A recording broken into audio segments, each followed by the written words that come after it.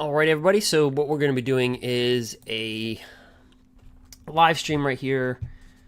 And we're going to be playing a live stream. And so this is early access. I was invited by Wizards of the Coast. I accepted for M21. There's been a lot of bugs. So, but anyway, I have a previews account and we're going to get right back into it. So, it has some of us locked into M20. So, I was like, yeah, it's... but anyway, so if you want to see some matches being played, we're going to go ahead and do that. Sorry for the notifications that you'll be receiving. I just want to make sure I'm running up in all platforms and everything else. Let's see here. So, let's see.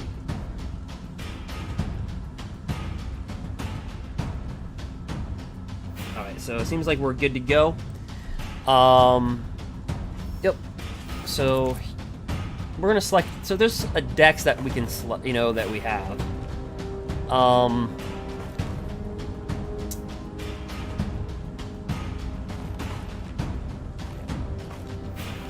So here's a deck that we can run. Here's a new deck. So it's a new deck. So let me just show you. Let me edit. Let me show you what's in the deck before we go ahead and jump right in. I figured we played with some colors.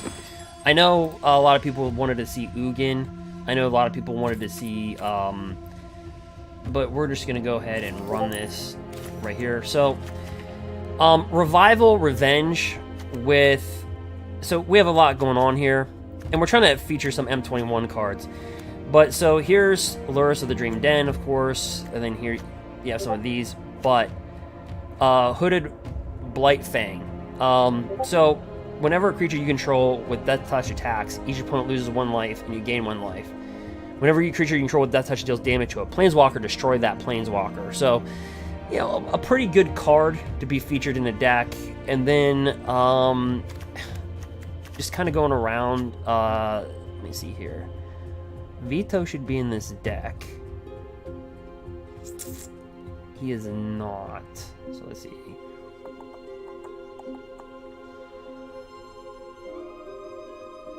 Because Vito should definitely be in this deck. Let's take out 9 lives. And let's take out... I had 3 Vitos in this deck. Let's see here.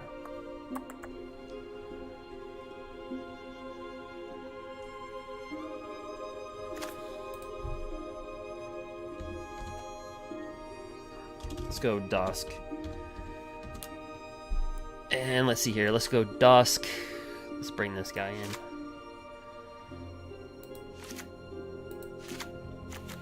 We have to cut 2 slots.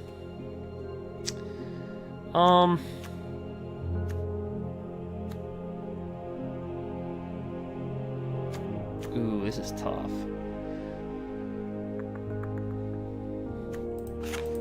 We can cut those 2 out. Let's just see how the deck runs.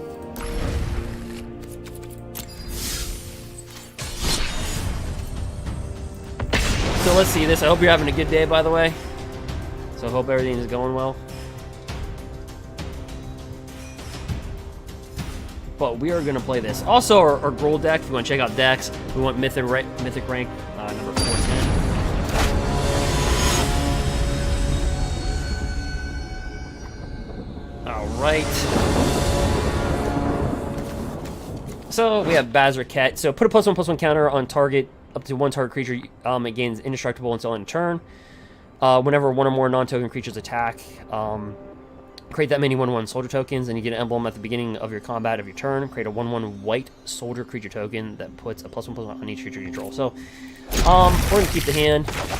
We have 25 lands in the deck. I believe we have 27 creatures, so we're just going to go ahead and get that out.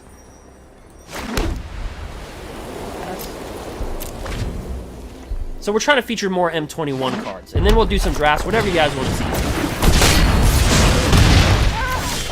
But I'm trying to feature more of the M21 cards. We're not trying to go for, like, the big competition here. We're trying to feature, like, this. Okay. Alright, so this will enter the battlefield.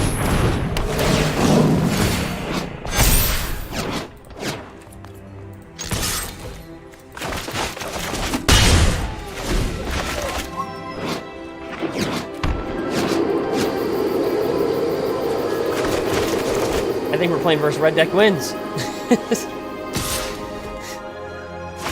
guess we just...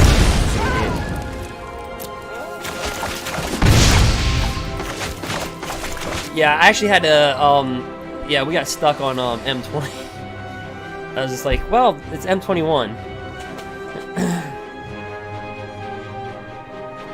But I'll be going all night because I didn't start earlier. All right. Okay, so it's pretty much red deck. Red deck wins.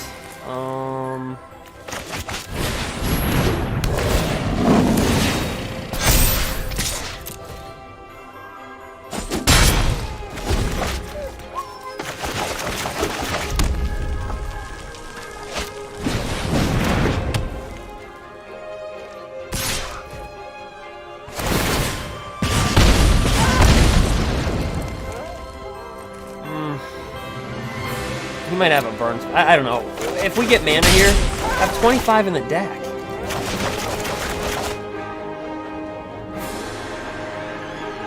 Literally, I have 25 mana in the deck.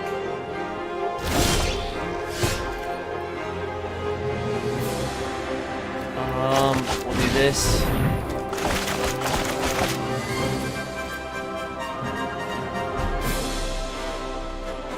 All right. Kind of waiting for his go. Another hard fire. We are struggling from here.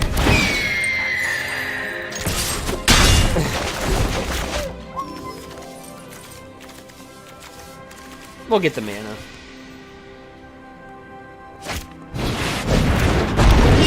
Is he playing with any M21 cards at all? I don't know what's going on here. All right.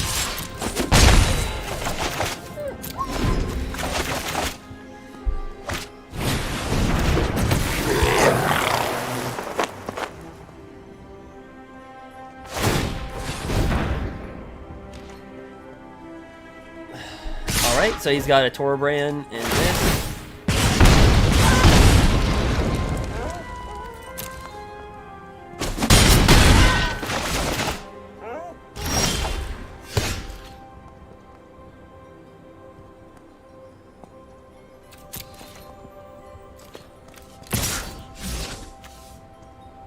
Well, no attacks.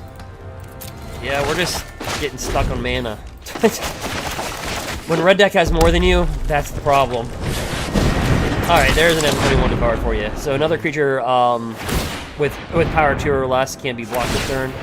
You can discard your hand until end of turn whenever a creature you control with power 2 or less will combat damage to a player, draw a card. So he was playing red deck wins, we were just trying to play for fun. But we got stuck on 2 land. Let me make sure there's 25 land in here. Like I said, some people were having trouble. Some people got stuck on M20. Okay, we're good. Alright. So let's see here. I just want to make sure the decks are fine. So we have 25 land in the deck. 24. Should work. Okay. Oh, we'll just go ahead. Tee it up.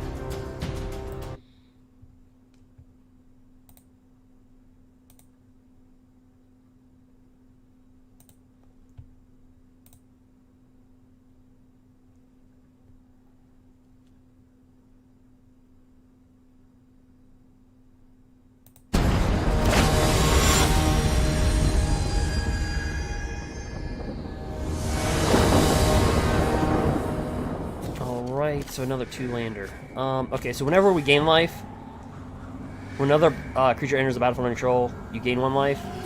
Then veto, Thorn of the Dusk Rose, whenever you gain life, target opponent loses that much life. So we'll try to keep this. Hopefully, we get. Oh gosh. I mean, we'll keep it, but so this is a life gain deck right here.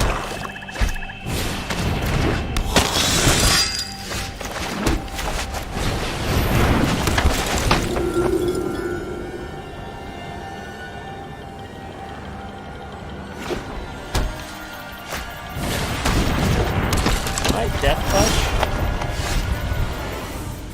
Alright. 3 mana Jarn Strike Mage.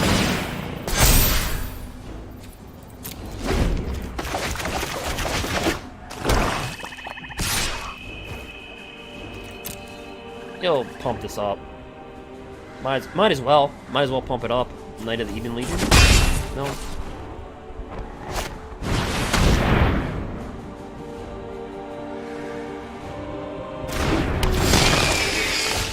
Still no mana. Alright.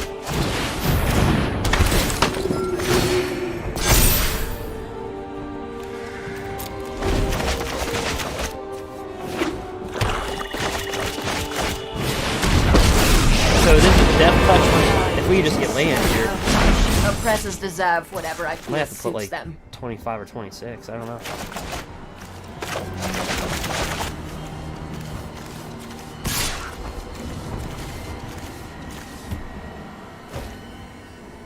Death Touch, Menace, Death Touch.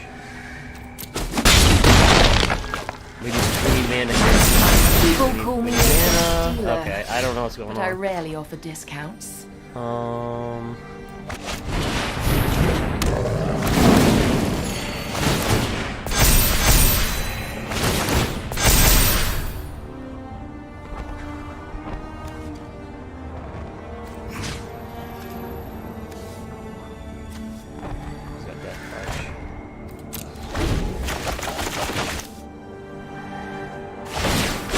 Pirates and I get along.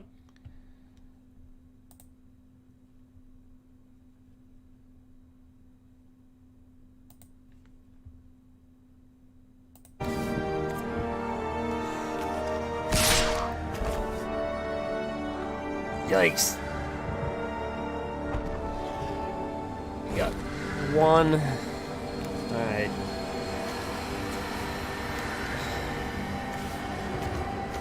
Us just not getting land has just been killing us. And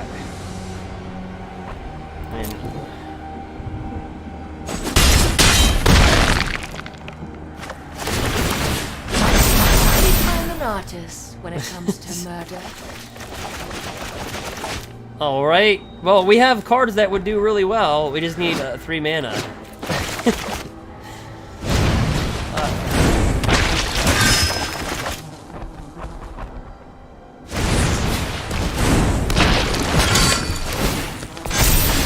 Oh, wow. Okay.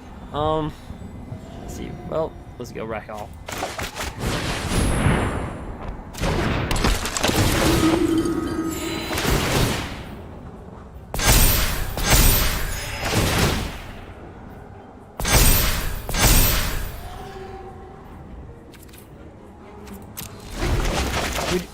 If we just had this out, it'd just be crazy. It'd be crazy. Just give me a mana.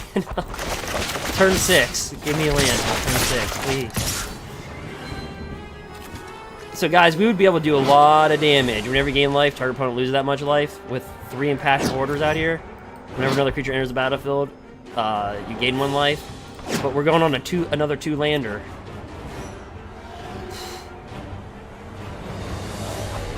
Menace, Death Touch. I mean...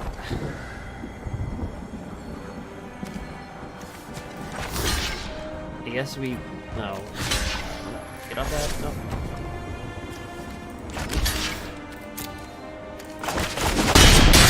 Our curve is really low. I think our highest casting cost is 4 in the deck. So we'll have to see. I'm trying to feature M21 as much as I can with some themes. Store my trophies. Alright, well we finally get it. So anyway, look what happened right here. See?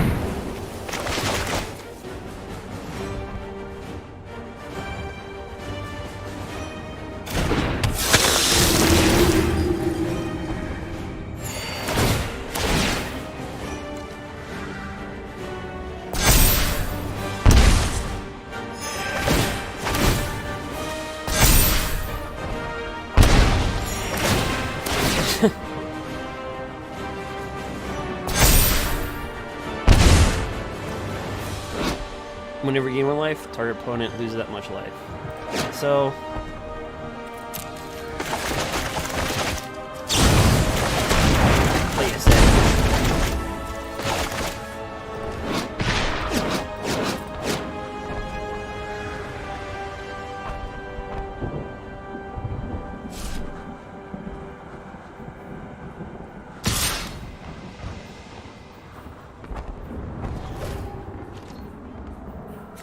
Yeah, we'll just take it because we just got like, we just got mana.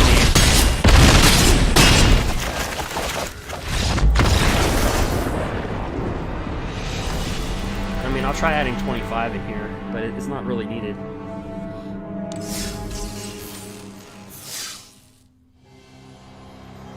All right. Let's go to Dex. Let's try to work on this one. Hey, Raph, what's up, man? The preview? I got here a little late. Hey, Raph, what's up, man? Oops. The preview? I got here a little late. Yeah, so we had some technical difficulties like that one. So we got 24 land in here, right? 18, 22, 24. Our curb is really low.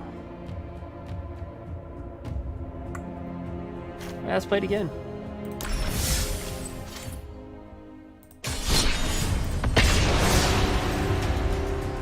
I don't see a need to change it.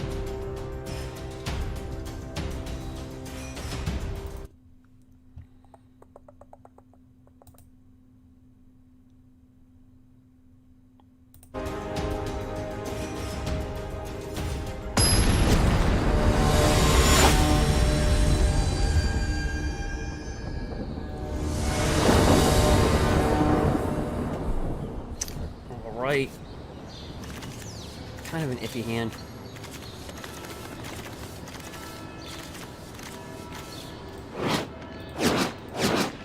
I'll have to maul this one down. Mulligan.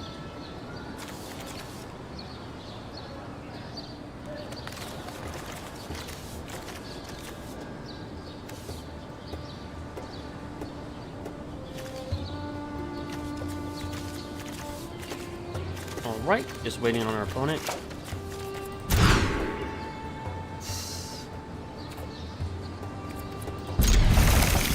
Ooh.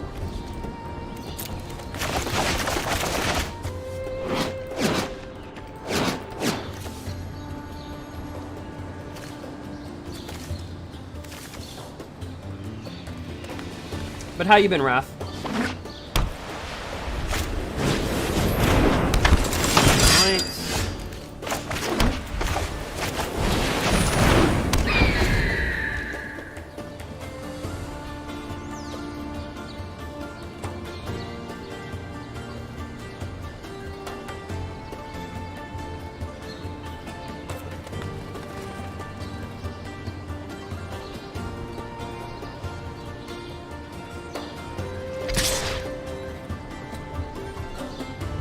Take it.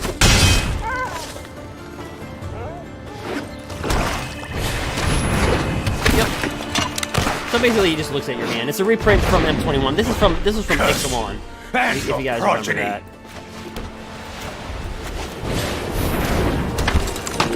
He's got flying.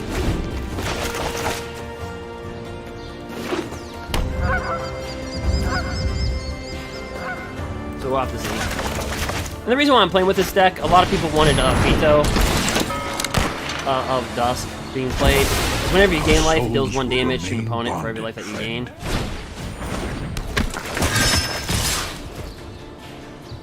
Yep, we'll take it. But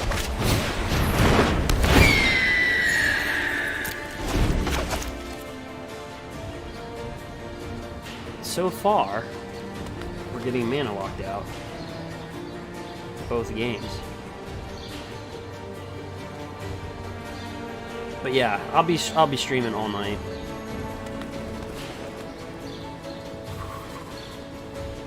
So if you have any deck requests, again, I figured we'd start off with a basic deck.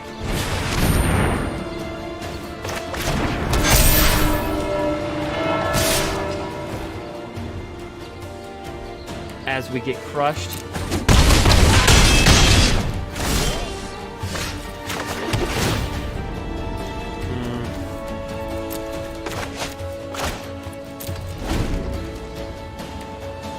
Yeah, but it's really good. Like M21 with all the cards, like it's pretty good set. Yeah, let's just get out of this one. I'm gonna have to take a look at our mana activate. I'm just gonna have to, let's see here.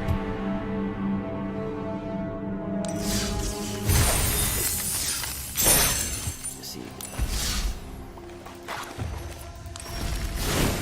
Something's a little off. That's about right.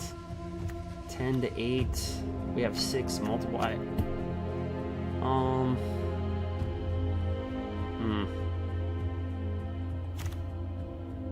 Whenever a creature you control with Death Touch attacks, each opponent loses 1 life, and you gain 1 life. Whenever you... And this is a really good card. Whenever a creature you control with Death Touch deals damage to a planeswalker, destroy that planeswalker. So let's see here.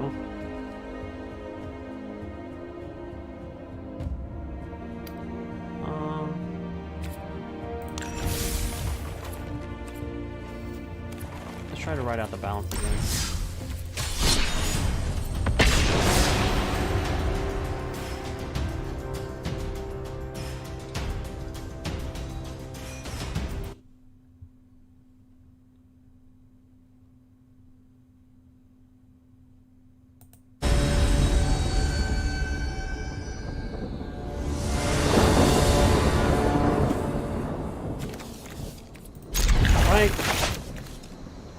Vampire Dire Moon,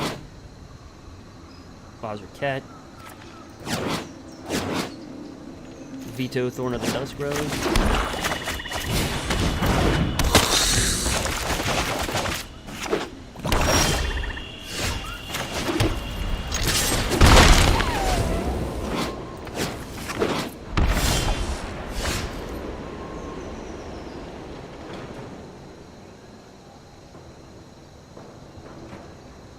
Oh, okay, that's pretty cool. We'll set this up. So whenever we attack with a Death Toucher, we gain a life, they lose a life.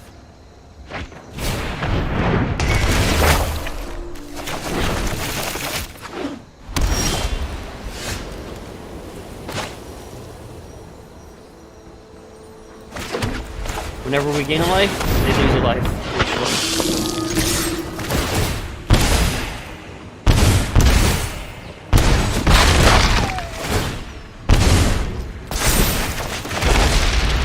We're seeing Vita go to work.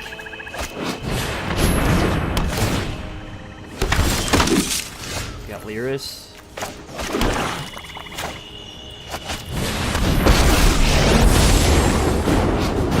I will not give up on my god. Let's see here.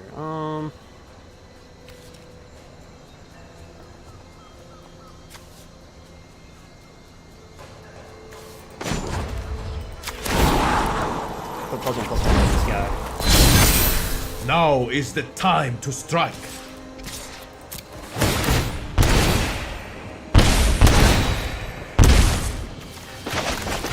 This guy's just relentless. Look at Veto. I mean, you don't even need a lot with Veto. So basically what happens is whenever a creature you control attacks with Death Touch, each opponent loses 1 life, you gain 1 life. And then with Veto, you have whenever you gain 1 life, target player loses that much life. Then you have a Death Toucher, Lyris.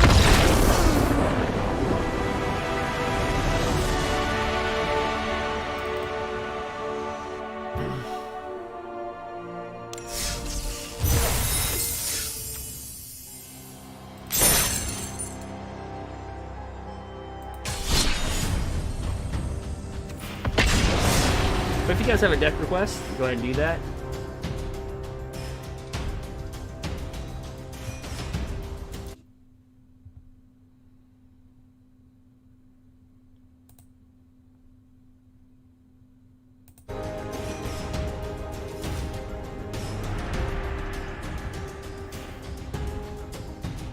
Just waiting on an opponent.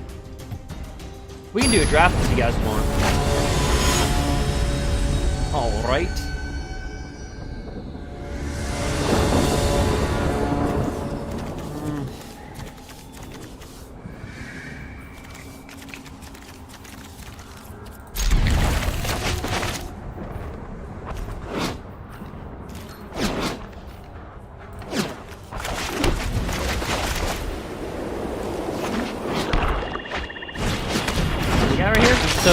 M21 card, sacrifice it, target opponent discards a card. Activate this ability on time you get cast sorcery.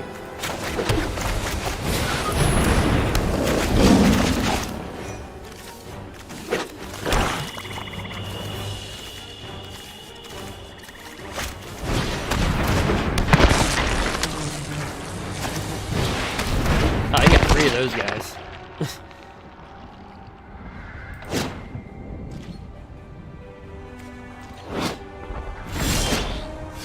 Ooch. Here,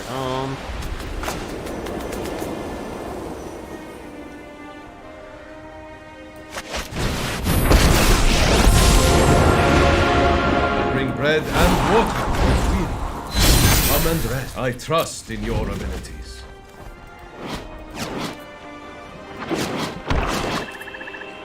Veto is really huge in this deck.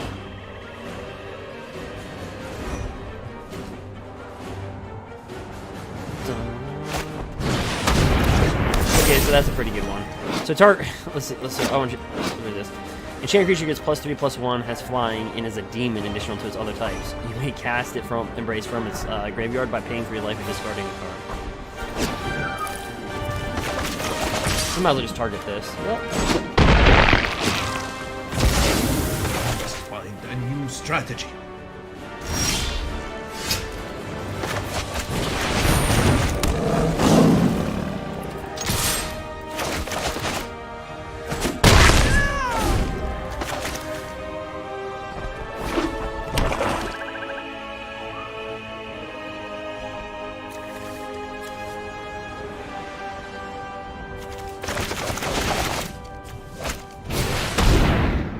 Oh, it's not going to be that hard.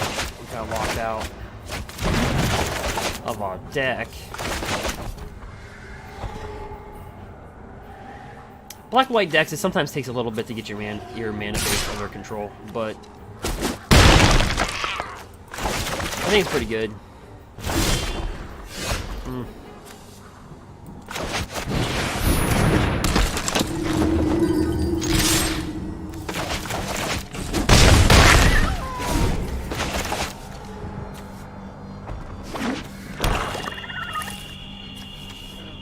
Because we got 24 land. 24 land. Sacrifice. Guess we'll have to go with that.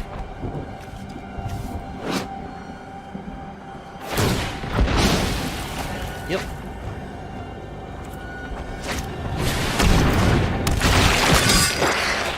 Pretty cool card. Whenever it enters the battlefield, draw X cards where X is the number of creatures that died under your control this turn. So basically, the mechanism of his deck is sacrifice. This is kind of cool. Sacrifice this. It dies. You bring this in. You draw some more cards.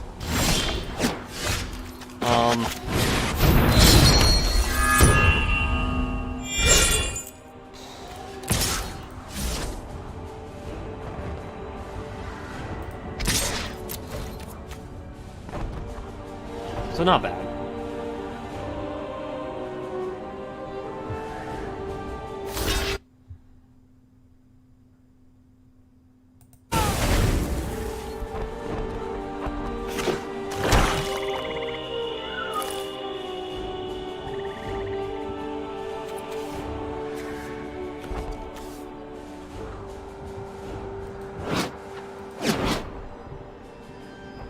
Johnny is probably me.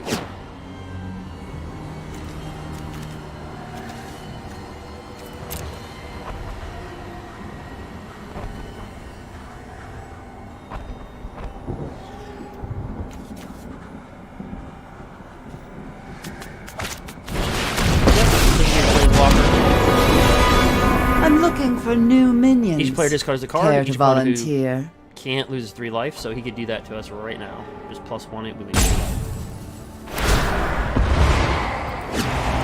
Get out of my way already.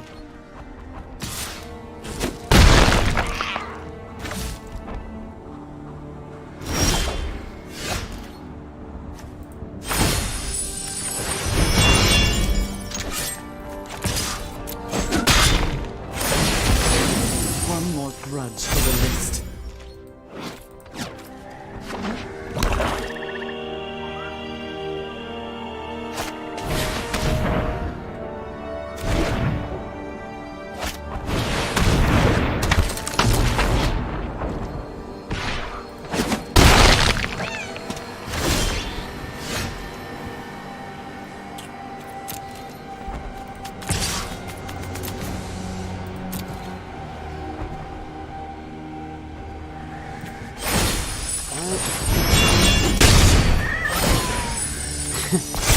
try to stay alive. Off a 3-lander. If you surrender now, I'll still have time for... Let's tidy up in there.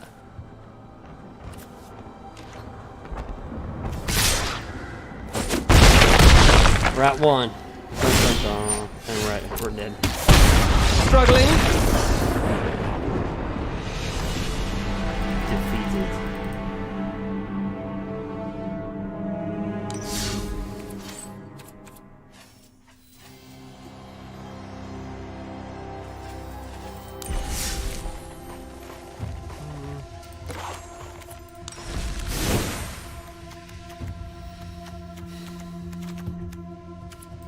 See what you guys want to play with.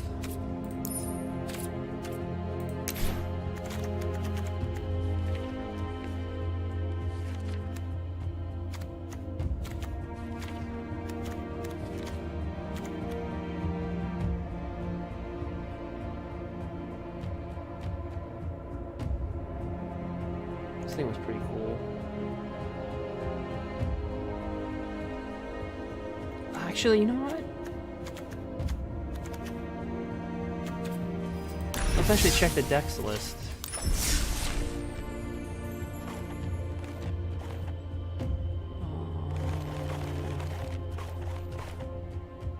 Sun deck. Oh, actually, the deck changed. Okay, so let me go back to. Yeah, because these guys are in the deck. Huh. Yeah, I was like, why did something's off? Alright, so basically what I'm doing, let me do this again. Let me go back to M21, core set. These guys are pretty good. So, here's what we could actually do. So, do you know that, we can actually make this deck a lot different?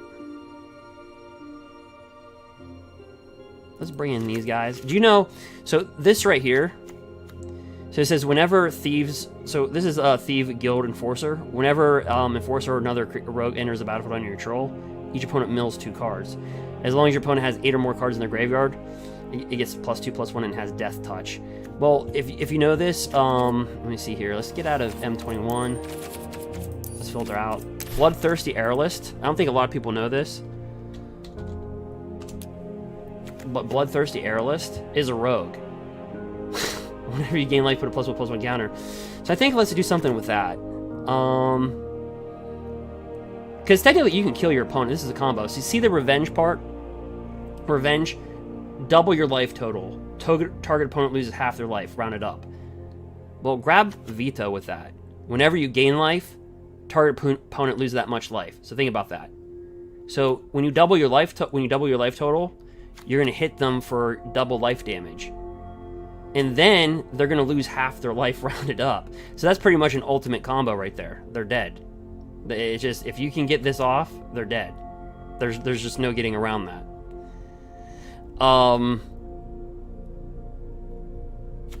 Let's maybe take out a Johnny Strength and Pride. And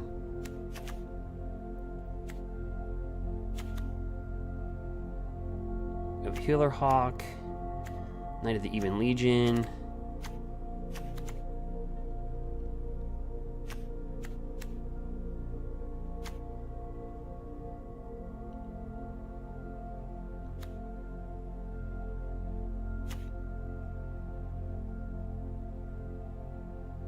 We can go with, you know what?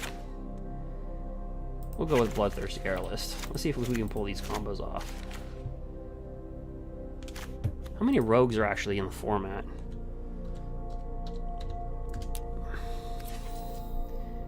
These are all rogues.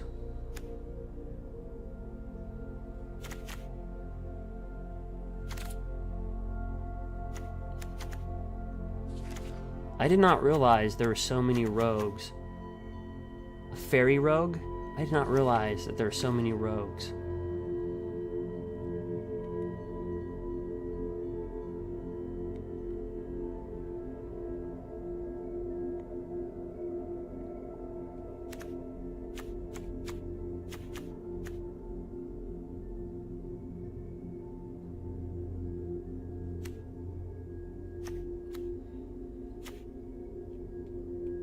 hand's pretty good. 10-8, and we have 6.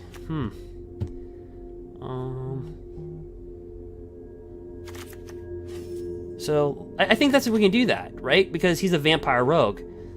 And then whenever a rogue enters the battlefield, your opponent mills 2 cards. And these become 3/2 Death Touchers. And that feeds into this. Whenever an opponent a creature you control with that touch attacks, so it can still die, just attacking. Each opponent loses 1 life, you gain 1 life. And if one of your Death Touchers deals damage to a planeswalker, you destroy that planeswalker. And then you have Veto. Whenever you gain life, target opponent loses that much life. Bloodthirsty Airlist. Whenever you gain life, put a +1/+1 counter. You have Luris, get creatures back. Sorin. As long as it's your turn, creatures and planeswalkers you control have lifelink.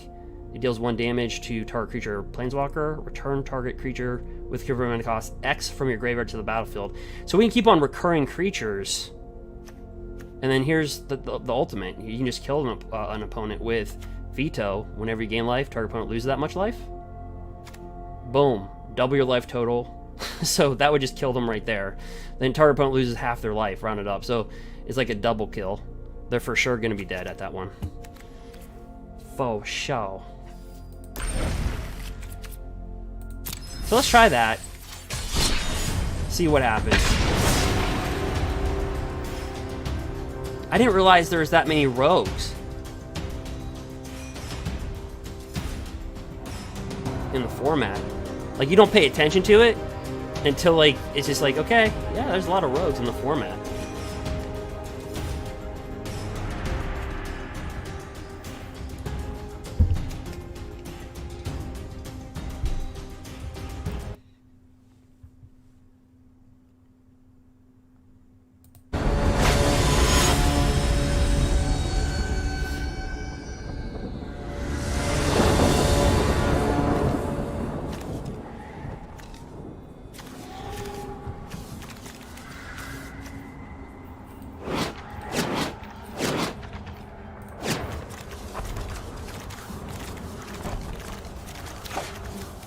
The whole idea is to gain life and attack with Death Touchers. That's the whole goal. Gain life, go after some Death Touchers.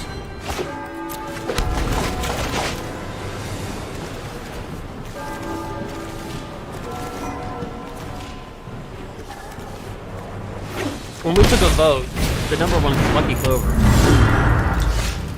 Alright, well, let's just drop this guy down.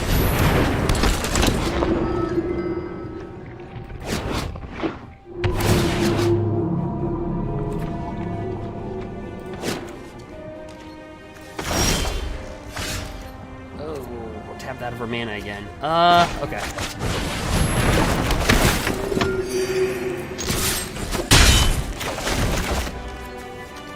So it's just constantly pinging your opponent for life, having Death Touchers. Really, you just need... So they're actually playing the Temur... they're playing the Temur Clover deck.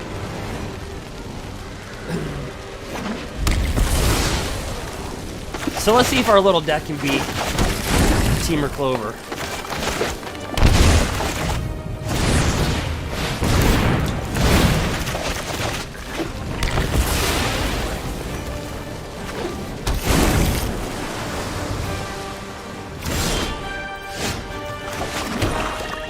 Well, let's just bring it in.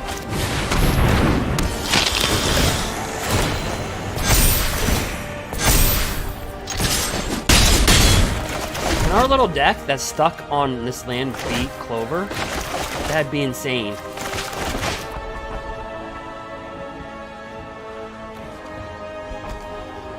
Three land, 3 creatures. Temur Clover. He can just bring out like a 9/9 right now. He could just brazen borrower some of her stuff back to our hand. He could double that.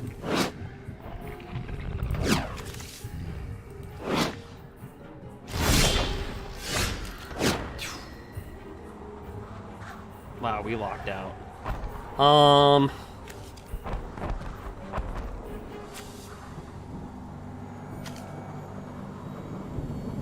Well, I'm thinking he's got like a Brazen Borrower, guys, or like a Bone Crusher gun. This way just ends our turn. If you're like, what just happened there? Okay, so this card, and we're going to use this card with Euro Titan and Nature's Wrath. So as long as it's your turn, the spell costs 2, it costs 4 less. So it costs 6, so it'll cost 2.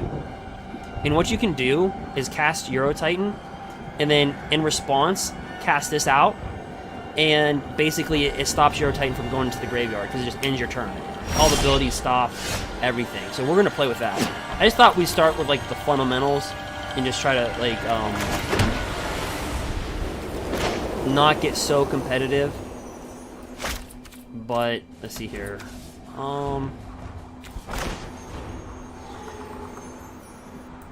Let's bring this down. Boom. So he cuts us off. So again, cut you off. And people are thinking, what? So look at in a control deck, that can be really nasty because it just shuts your turn off.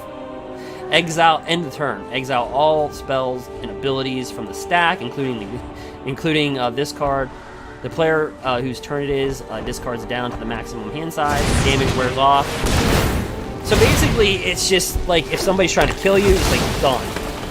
If you're casting a Euro Titan, done. So it won't die in the graveyard. And I also have a way, guys. I was looking at last night. I was looking at some ways. All right, can our deck do it?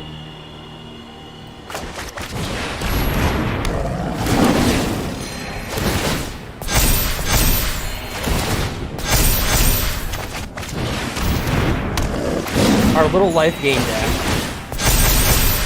This is top tier competition. He's playing a top, like a top 10 deck, or I don't think it's top 10, but.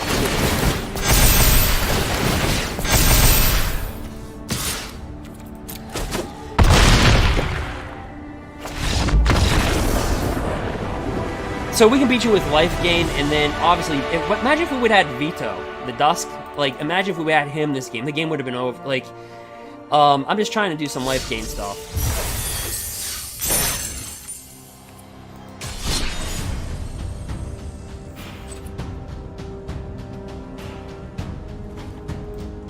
But if you guys, even if you don't follow me, just participate in the chat. Tell me what you want to see.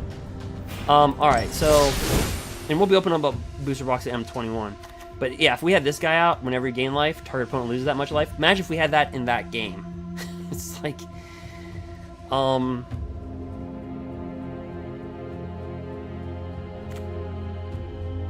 many creatures? What's our curb here? So our curb is only 2.4. That's really good. We have 30 creatures. I mean, everything's right to me.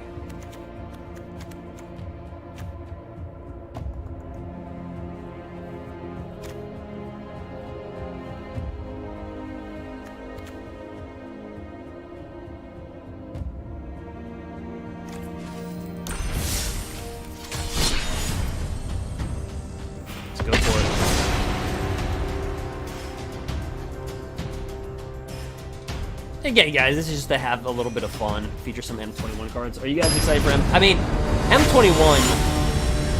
I think you're gonna start seeing the life gain deck.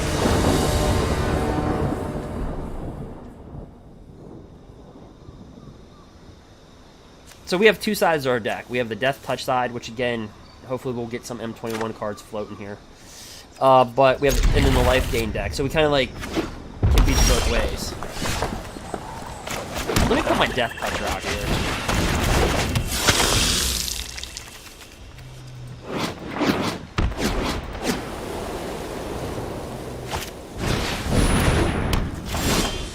Other dogs you control get +1/+1. Prevent all damage dealt to them. Alright.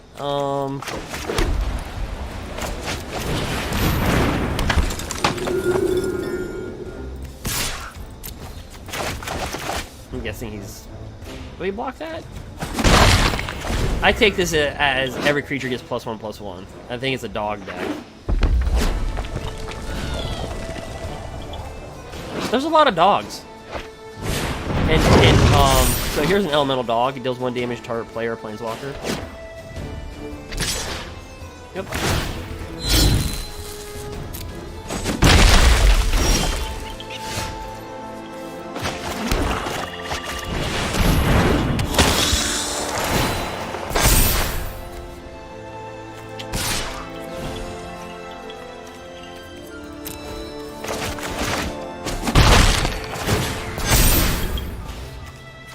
This is kind of like M20 and M21 combined. That's pretty much what the deck is.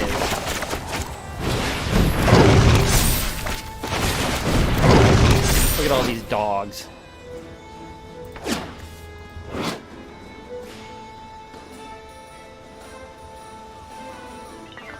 Prevent all combat damage that would be dealt this turn to dogs you control.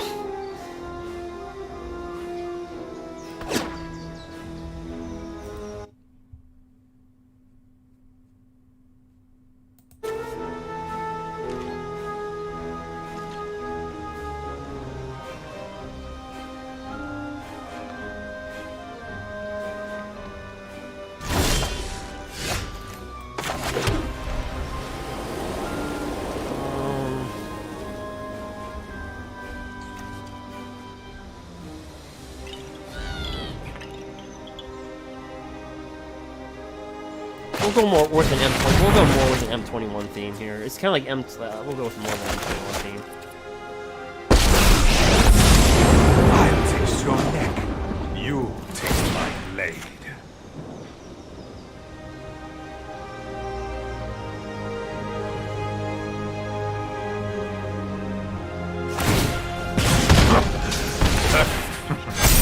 Time for a drink.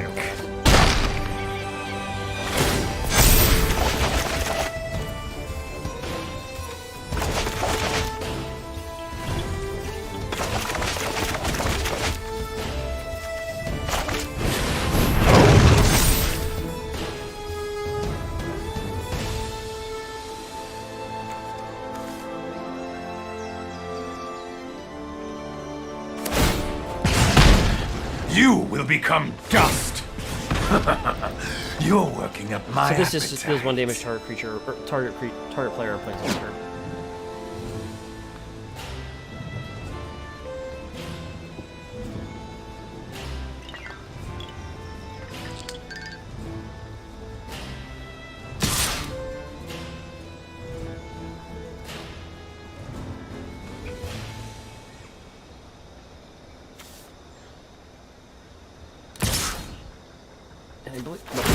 All the cards are indestructible. So we'll block it.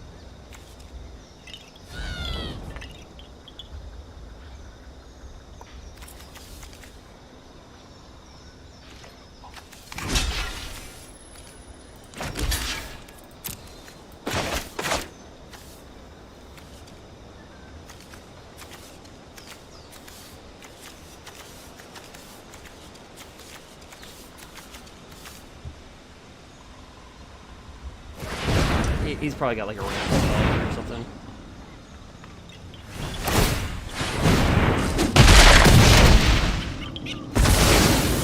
I can wait millennia for revenge.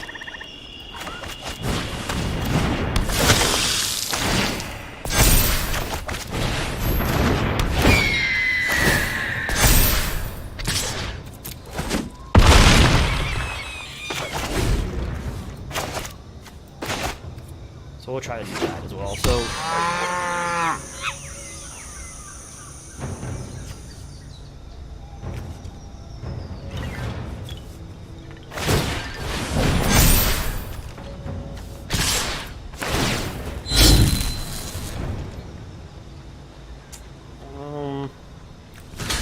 what do you call it?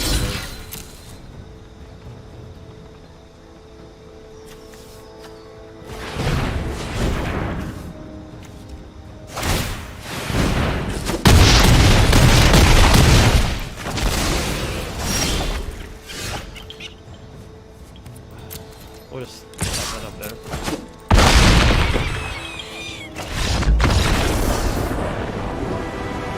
Let's see if we can feature a little bit more. Let's just do that.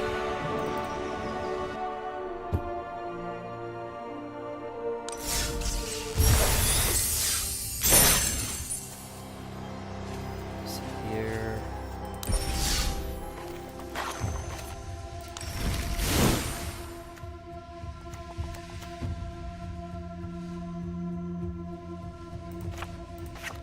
We'll go with Rogue.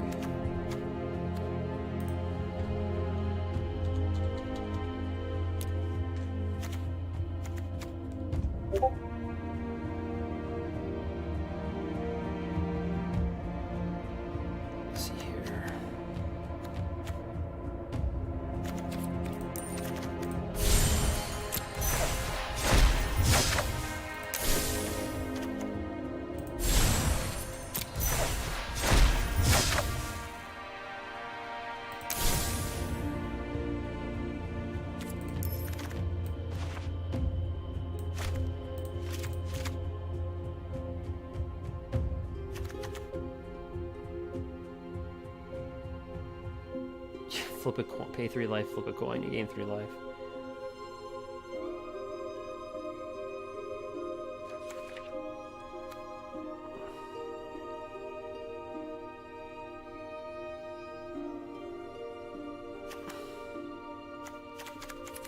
Let's see here.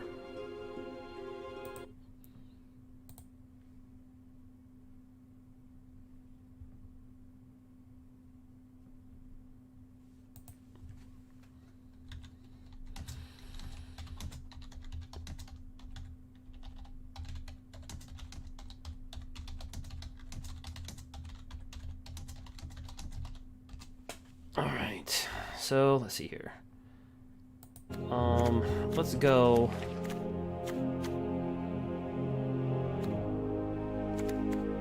So we have 4 M21 cards, 7, 10.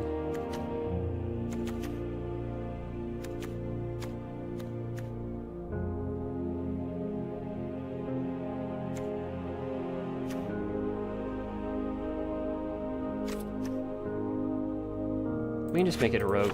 Let's put some more M21 cards in here. Let's you want to see how we flip a coin? Let's see how we do this. Let's see. Where's the one that said flip a coin? Pay 3 life, flip a coin. He's a rogue. That's a rogue. Let's try that.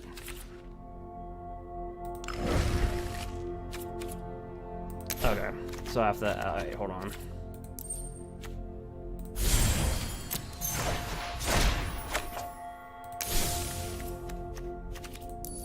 So let's put that in there. Now let's go and play that.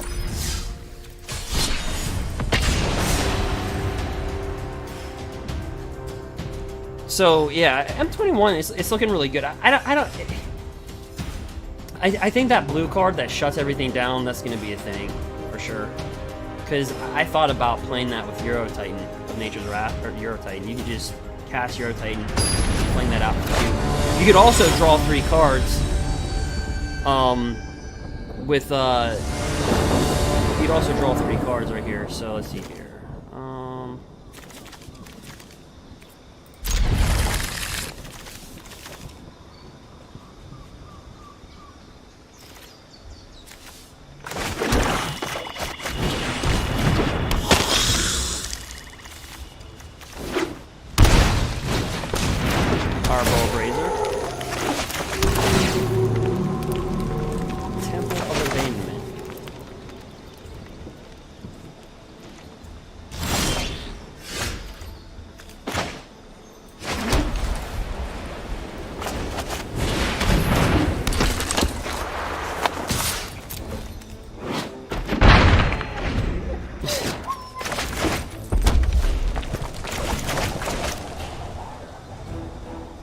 He's playing gruul. Alright.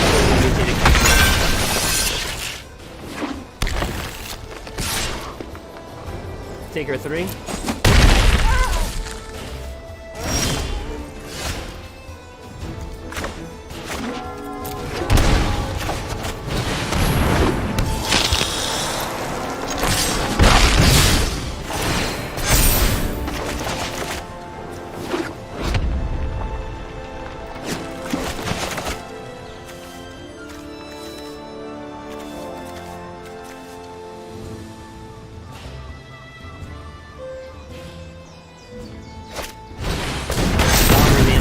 Card that I play, quite a bit in gruul.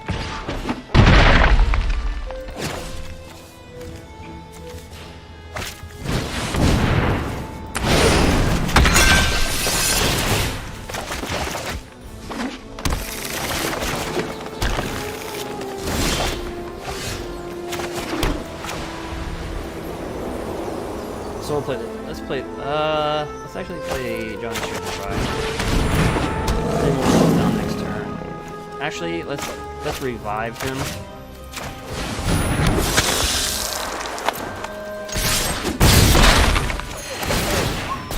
So these each get +1/+1 when you gain a life.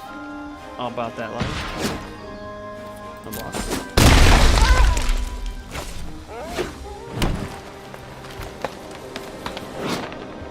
Pretty good card. Whenever it mutates, search elaborate. Control serpent. Oh, this is cool. Watch this. Whenever a creature with attacks with death touch, each opponent loses 1 life, you gain 1 life. Alright, so let's see here. This has got reach.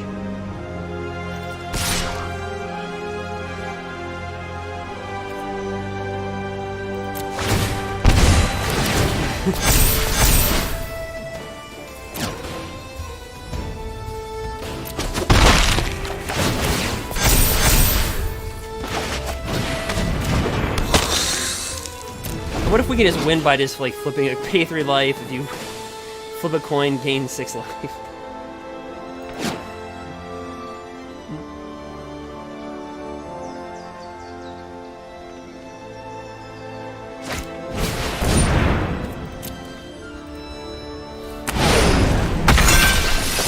So he gem razored. So the serpent, if you put, so this is the serpent has protection from multicolor. Which isn't a problem for our deck because we're just running black and white. But if you put this over, it inherits all the counters. Plus, it's green, so you can't even return nature. So it's a 12/12 trample. Boy. Well,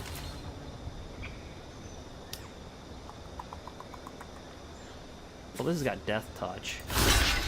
So actually, here, let's block it with this. This. Do that.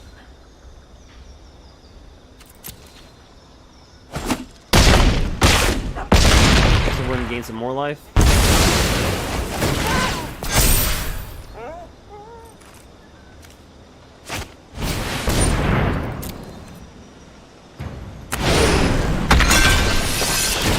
So can we just flip a coin here? Do we want to do this? Just flip a coin and just let's see where the game goes.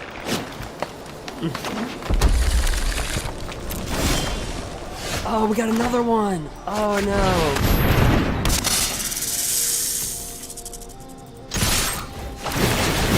Oh, look at this. Good game.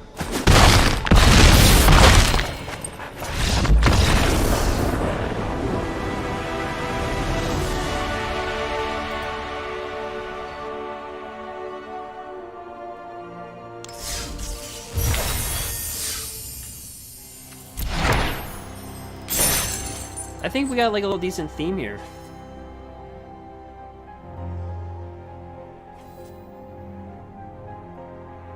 What do you guys think?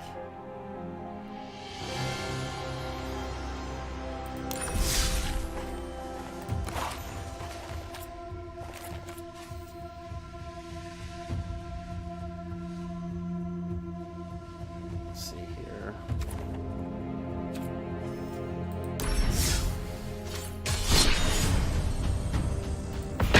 Because it can beat you so many different ways now. You know what I mean? You attack with creatures with death touch, gain a life, they take a life. Veto, whenever you gain a life, they take a life. Like, it's just... And this is a watered down version of what this deck could be. I mean, this is really watered down.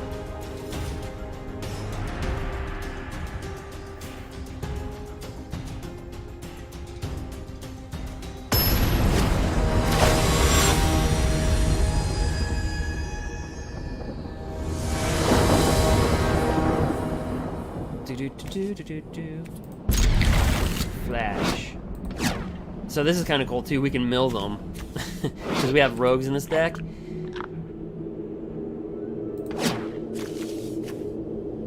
That's a neat little deck. I think you could build this at on a.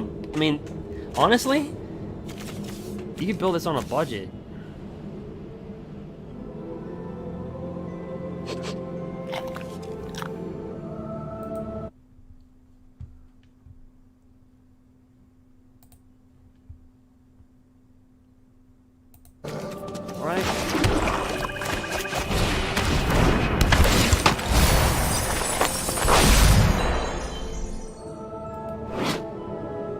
Creatures with flying cost 1 less to cast. Whenever another creature with flying enters the battlefield under your control, it's +1/+1 until end of turn.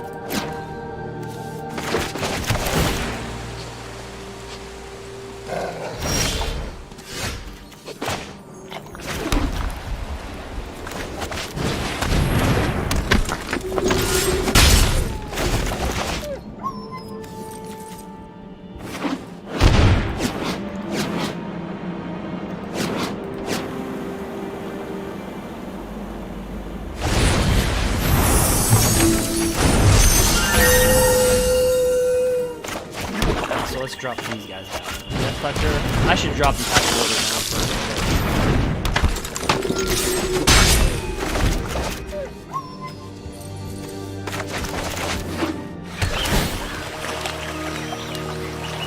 Let's try one.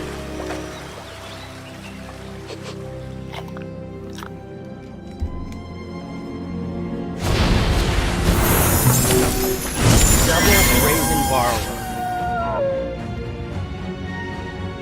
Let's just do it. Whenever Death Toucher attacks. Gain 1 life, I'll take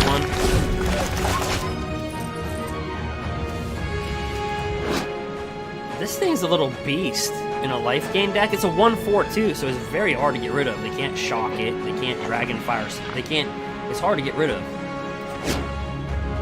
in the early game. Now, all of our other little creatures, you can just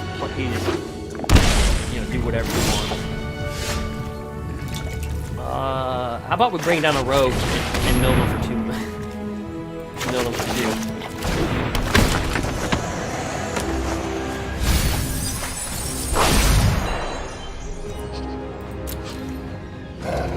I'm not gonna attack with that.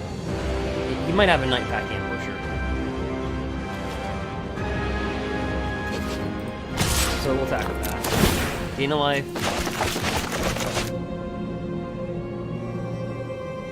What's up, Gurus? Gurus, I just started. Really, I just started. My day was crazy. I had to go to Best Buy and buy some computer part. Like I was missing. It's kind of a crazy day. I meant to start earlier. I meant to start like at 1 o'clock. It's not going bad, so we just have like a life gain deck here. It's worked out pretty good. Again, it's really watered down. I really just wanted to emphasize some M21 cards. I didn't want to get all crazy.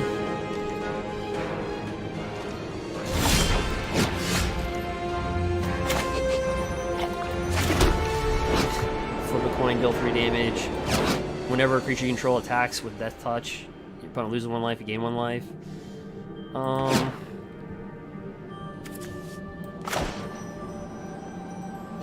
I don't know. Like, this deck could be more competitive. You know, this deck could be more competitive, but I just really just wanted to have fun with it. You know what I mean? The weak feed the strong. So whenever we attack with this guy, he'll lose 1 life, gain 1 life. Veto's in the deck, Gurus. I put Veto in here. But we just beat Temur Clover with this deck. That's the funny part.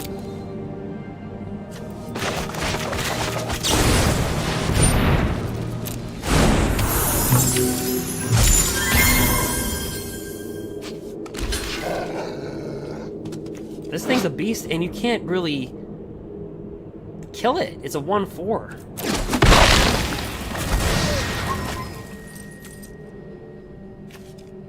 Should I pay 3 life, and if we flip a coin, should we just wait till next turn and get him? That's how the game ends. On a game, we'll just flip a coin.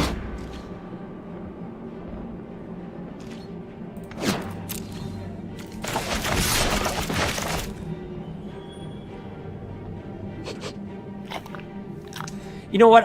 You know what? I'm gonna avoid doing like I might do some more intense stuff. I feel nothing anymore. I just want to get worked in with some of the formats and give people some ideas what they can do. Let's see, we can bring back Death Toucher. Let's just do it. You want to see it? Hit him for 1. Let's flip a coin. Vampirism. Should we do it? is a useful trait. Pay 3 life, flip a coin, if he dies.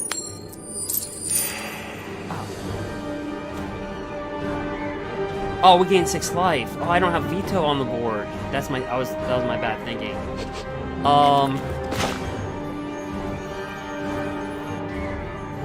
Let's bring this out.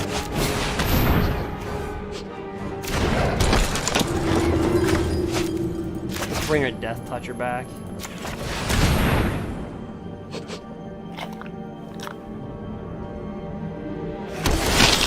If we would have had veto, we would have killed it. We would have won the game. Because when he might have Night Pack Ambusher.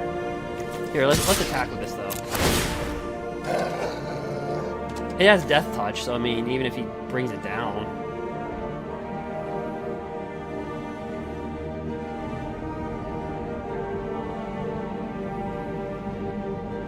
The funny thing is, this deck's so fun to play with. It's just like, and this is watered down. I mean, we could make this. I mean, I just thought it was funny.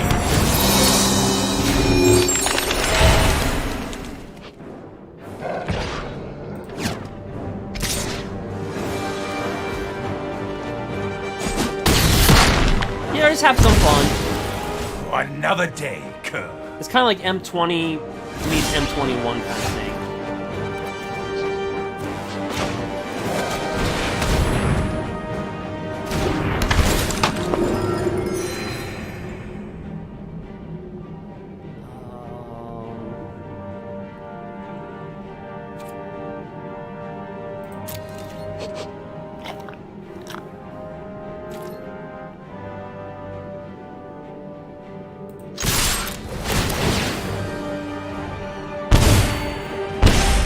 Because we attacked with 2 Death Touchers. That's the reason why I dealt 2 damage.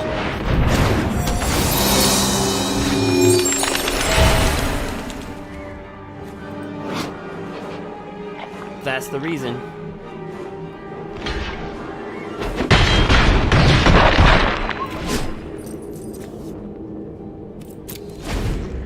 Oh, we can bust them in this deck for sure.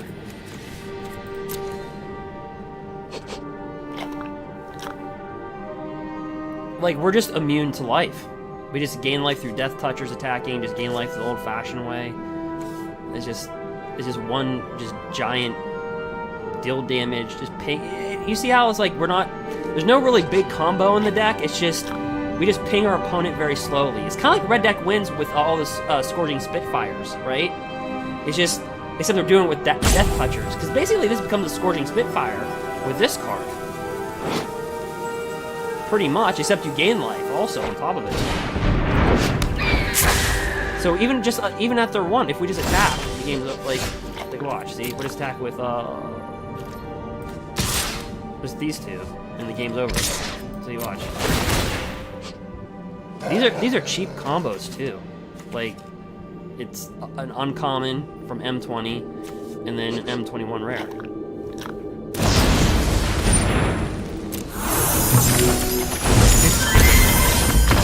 It's like, it's a really cheap deck to build.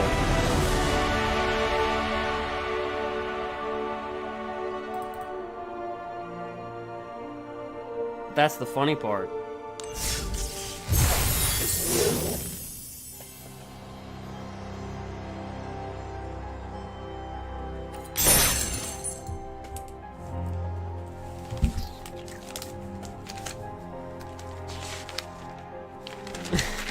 It's just like a little pinger deck.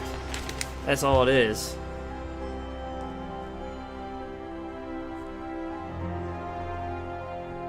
It like turns everything into a Scourging Fifth. I get nothing. So this is a VIP account. Notice this says Derek Robertson, the VIP.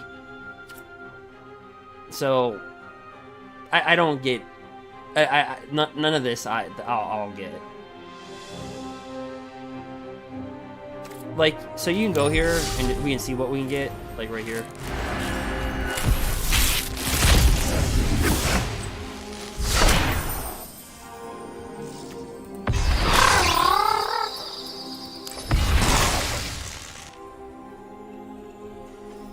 See, but it doesn't really, you know what I mean? It doesn't like count towards my personal collection.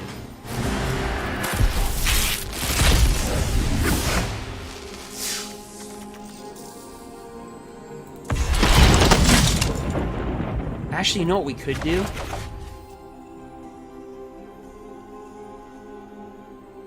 We could open up some M21 boosters. I think that's what we could do that.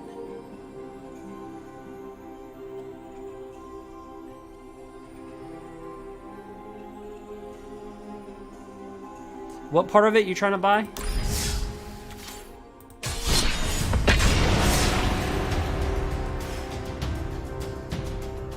You got the 50 boosters.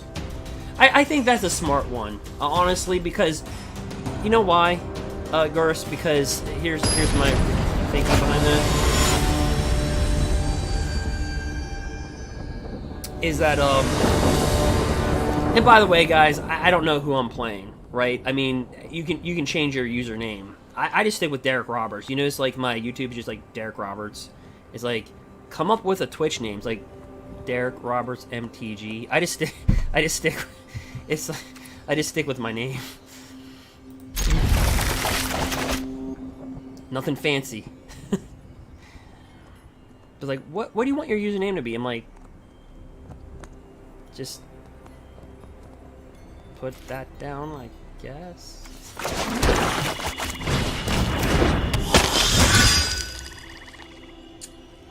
So what part of the mastery? Oh, you talking about the mastery pass for the like that you get for $20?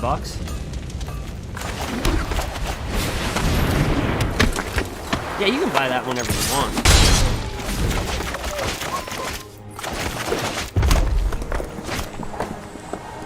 I think you'll be fine with the 50 boosters, honestly. If you do that, because those will go to your rewards. You know what I mean?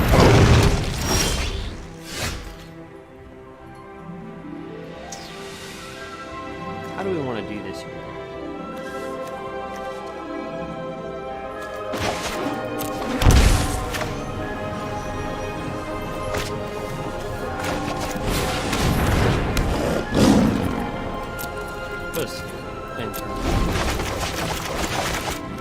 I want our opponent to be able to play with what they have. You know what I mean? Is this gameplay loud enough for you? I have a whole new setup, right? Like, I have a, if you saw my setup, it's I'm not gonna lie, it's a little weird.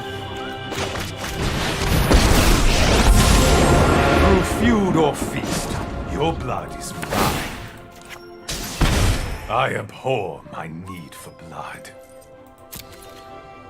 Oh, these all have lifelink. Yeah, I forgot about that. We're just a life gain deck. The funny thing is, this planeswalker in real life is like a couple bucks. I mean, you could build this deck in real life. That's the funny part. It's like, this is not an unrealistic deck.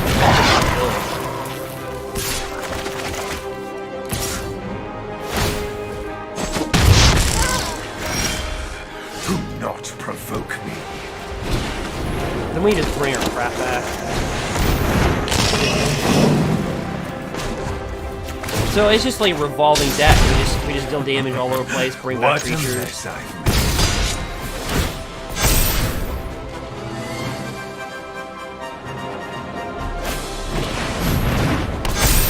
Now you guys do know the ruling on phase out, right? Oh, here's Veto. Oh, here we go. You ready? Dun dun dun dun dun. Deal damage. All of our creatures have lifelink because of this guy. Time for a drink. Let's pay 3 life. Let's activate his ability. Do we gain 6 life? Oh, he takes 6. Oh, let's do it again. Let's do it again. Oh!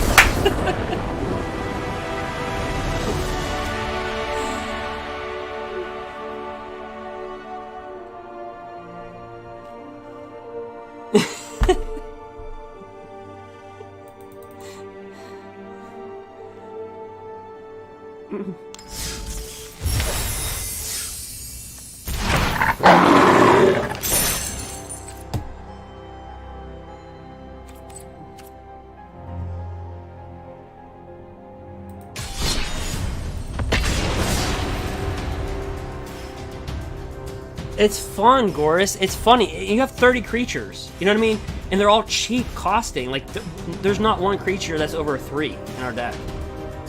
Like, that's the thing. It's like they're all cheap. They all have synergy with each other. That, like, it's life gain, death touch, and rogues. Right? So it's just like, you could just...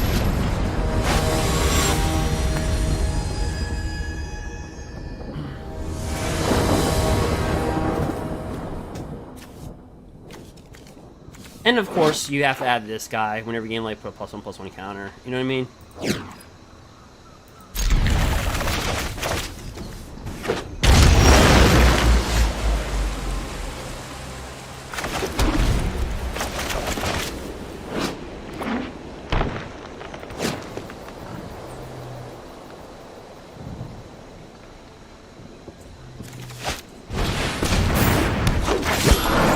I do have Bloodthirsty Airless in the deck. Yeah, he's a rogue. I didn't even know he was a rogue. 'Cause we have that one card, whenever you cast a rogue, you melee your opponent twice.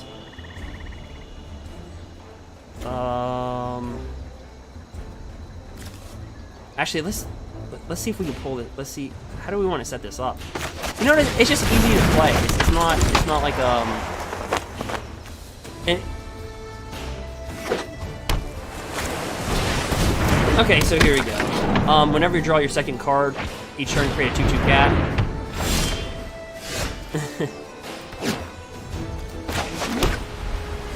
Let's bring down Vito.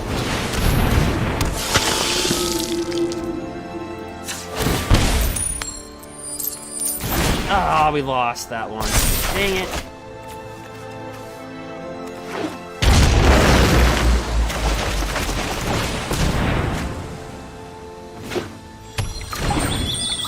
I just figured I wanted to feature more M20. You know what I mean? It's M21. I figured people want to see M21 cards. But I still had to make, like, a deck. It's hard to make a deck just out of M21 black and white. And no, as you can see, nobody's playing with a pure M21 deck.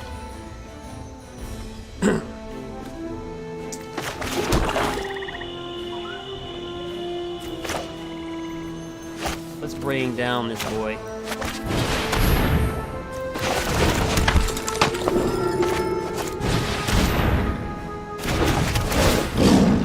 Let's do it again. Oh, it deals 1 damage to our opponent. Let's try it again. Ready? Are we gonna win this coin flip? Yes! Vito does 6.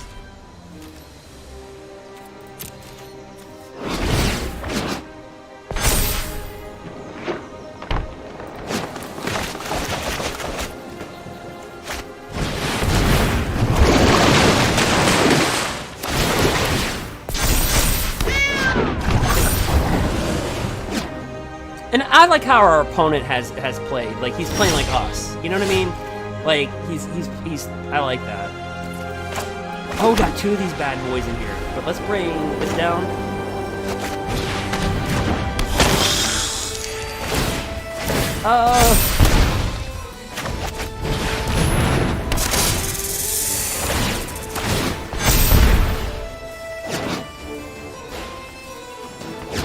Should we do it again?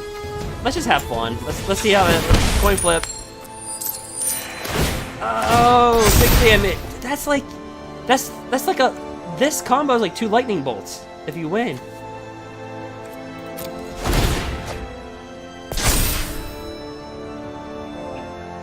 It is, and we're impervious to taking damage. We have 30 creep. Like it just we're impervious to it. Like, who cares?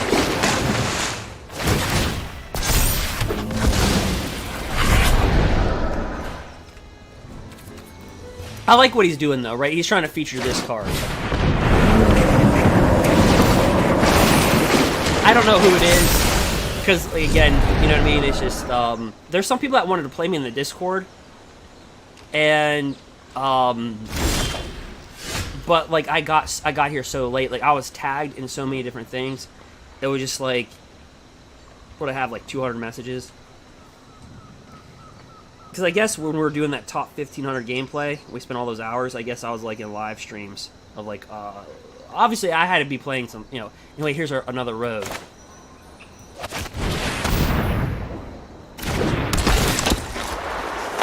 And I'm all for like building the community. Since I started late, of course, I'm going all night. I'm doing this until 7 o'clock in the morning, Eastern Standard Time. 4 o'clock in the morning for me, but,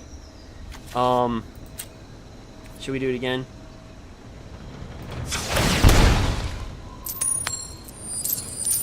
Dang it, we lost.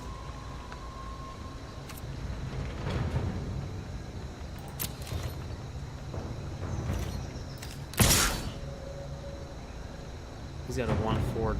We got a Death Toucher. We'll gain a life because whenever we attack with a Death Toucher, gain a life, or lose 1 life, and then we gain another life. Can you lose another life because of the veto? Jeez.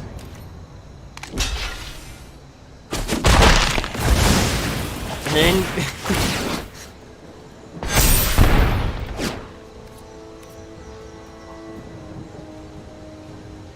those pass.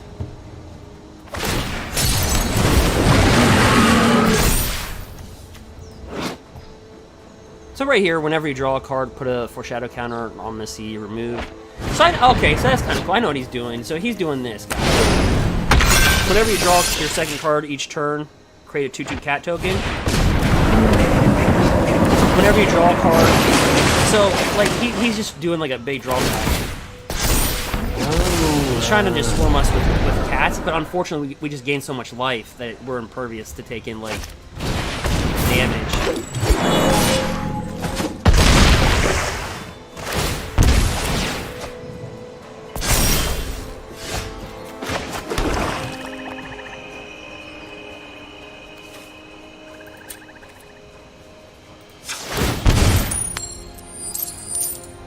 Dang it.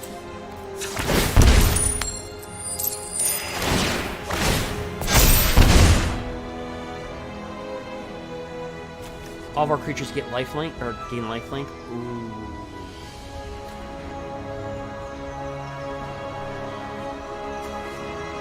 Yikes. Let's activate it. They all get lifelink, so whenever... Okay, oh, I thought it was Death Touch. Never mind. Attack with an 11/11 lifelinker.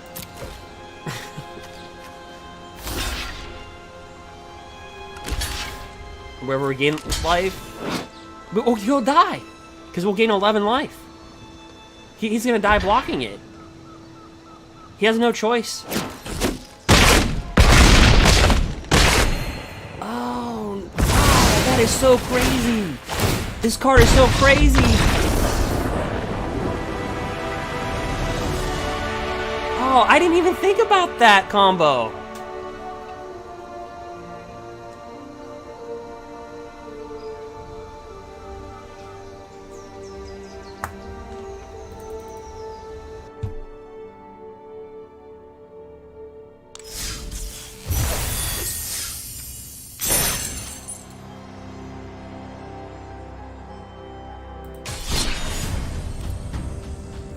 We took him out. We took him out of here.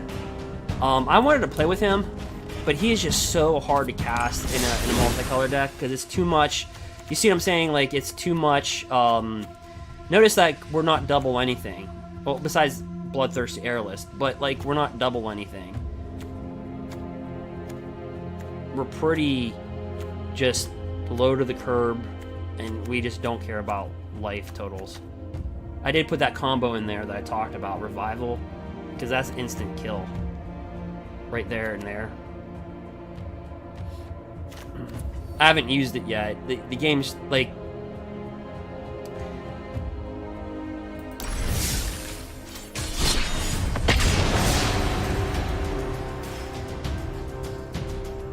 Yeah, this has been a crazy, crazy match.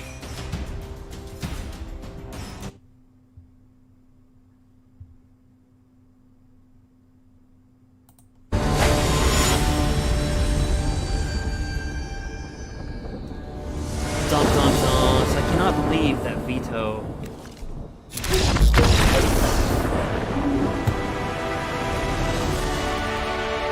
That veto one. Yeah, I'm not gonna play with it like a cat. I'm not playing with a cat oven.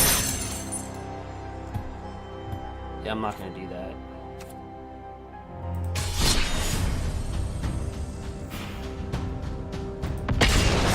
So we got like a rogue theme.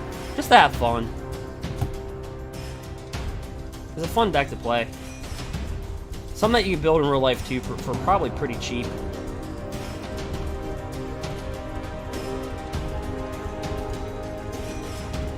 Probably the most expensive card in the deck is what? Lyris or Knight of the Even Legion. The rest are just common, uncommon, cheap rares.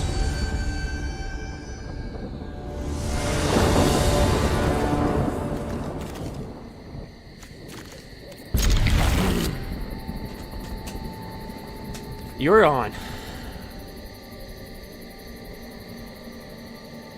We had our battles in the top 1500 with this one.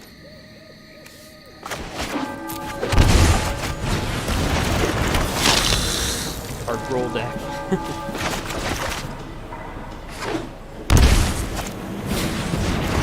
Cool, so we milled 2 cards. Oh, he got our rogue. See, this has a rogue theme because we got some rogues in here. Whenever rogue enters the battlefield, mill 2 cards. As long as the opponent has 8 or more cards, this gets +2/+1. It's got flash. And it has death touch. Alright, so on with that. Oh right, enough about that.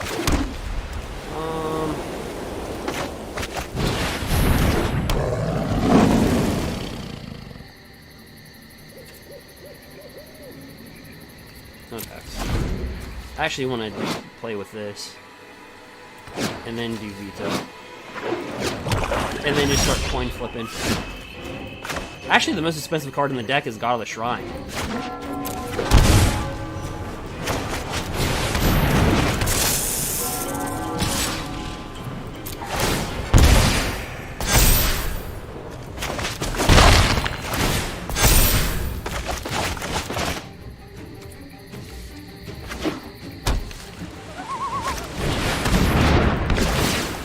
A mill deck.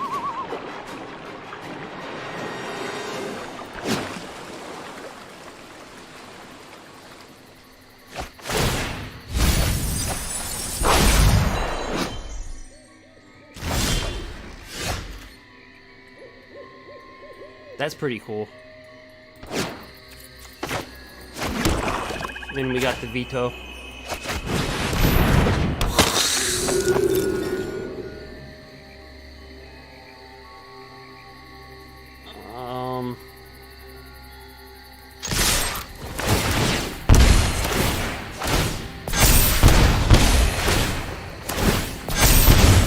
So whenever we gain life, that opponent takes that much life. Whenever we attack with a Death Clutcher, our opponent loses 1 life, we gain 1 life.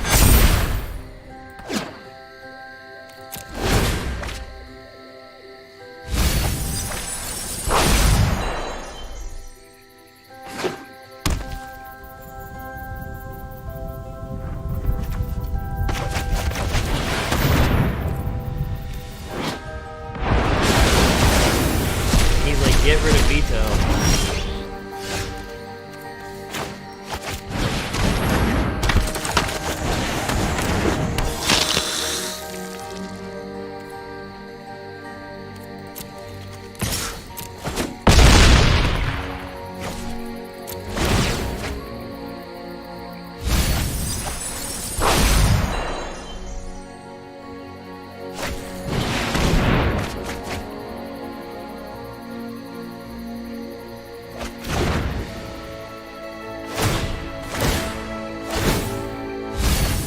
That's pretty cool.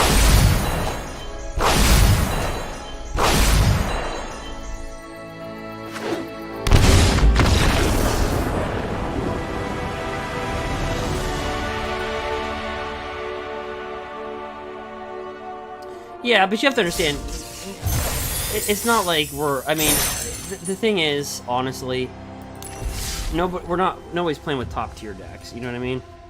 Like, it's just, our deck just happens to be just efficient. I mean, just that, I mean, what do we have here? We have 4, 7, 10, 13. We have 13 M21 cards. Then M20, we have 4, 3, 7,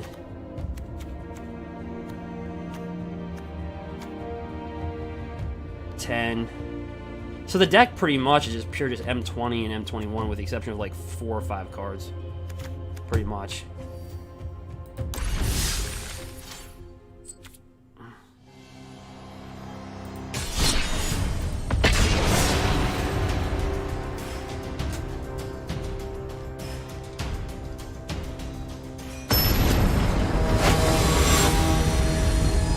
I just kind of want to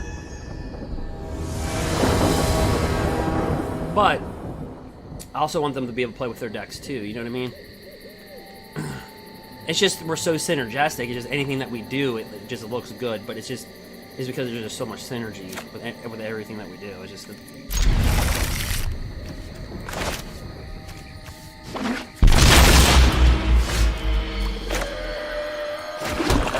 we'll mill 2.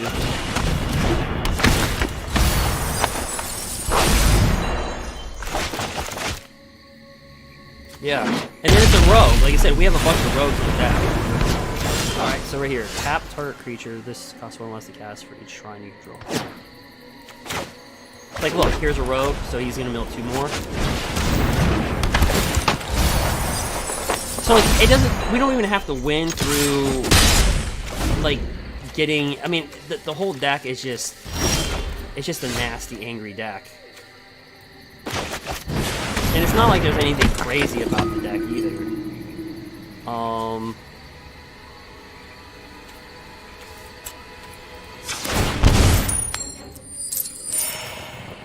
Ah, dang it.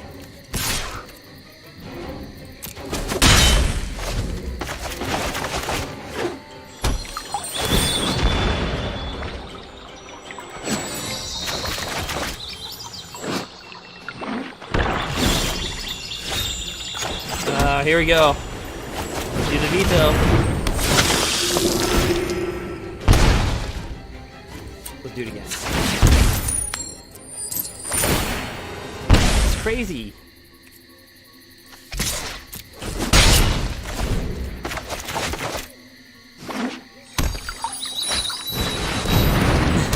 I just thought it'd be like a fun little combo. I didn't really mean for it to be. Like, I didn't really mean for it to be like crazy, you know what I mean? I just thought that I was like, that's a neat little combo right there, and it plays well with the rogue.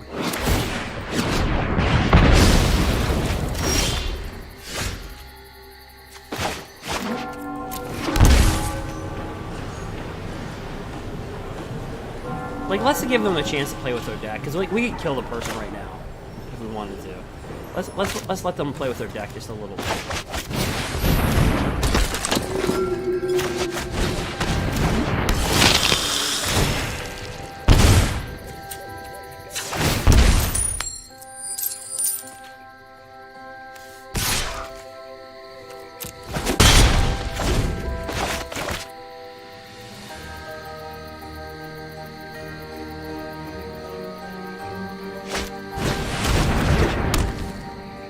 So it's a shrine deck.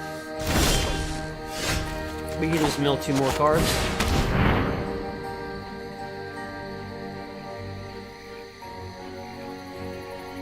I just didn't think this deck would be that I didn't think it'd be this I didn't mean for it to be.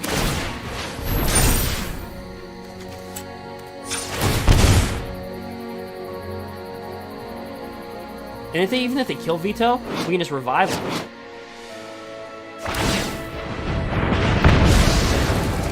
I didn't mean it. I didn't mean for this to.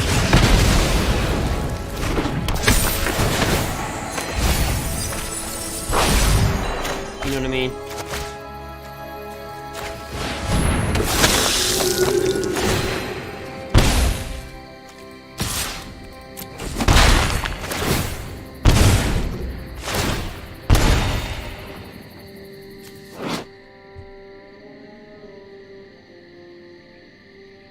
Yeah, you're right. He's pretty good. Excited to champion. All right, guys. So we can end the game, but I'm not gonna do that. I'm just gonna do it on a coin flip.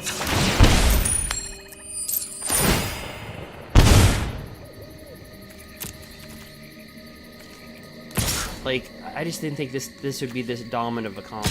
Good game. Like, I just didn't think so.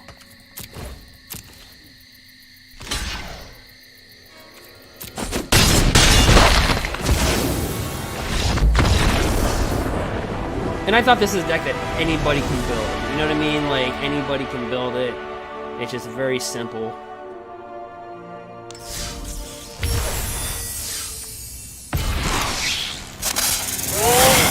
Nobody really did with anything with this card.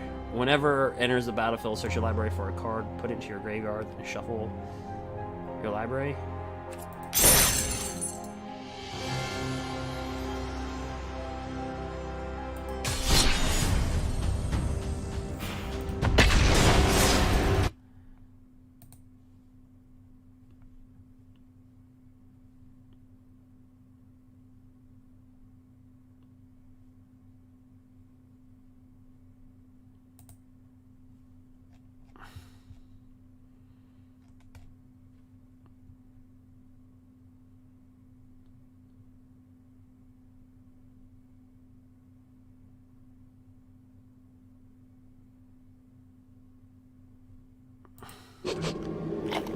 right.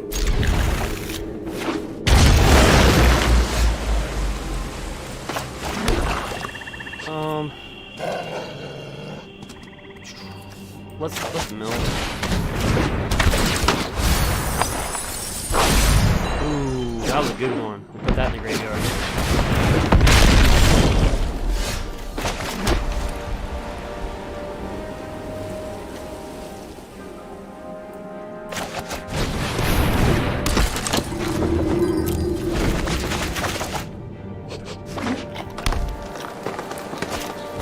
Oh, so this isn't gonna be a mutate deck.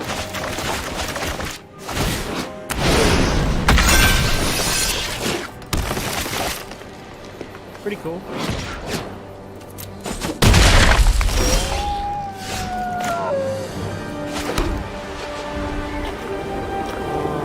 Let's bring down a drawing spot main.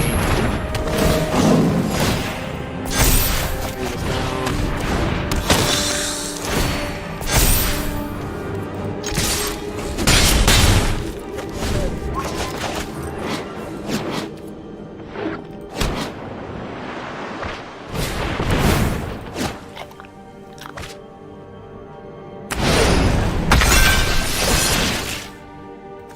So basically, he has put 2 permanents into the battle.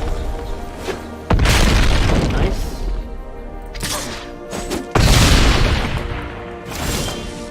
Ooh, bloodthirsty airlist.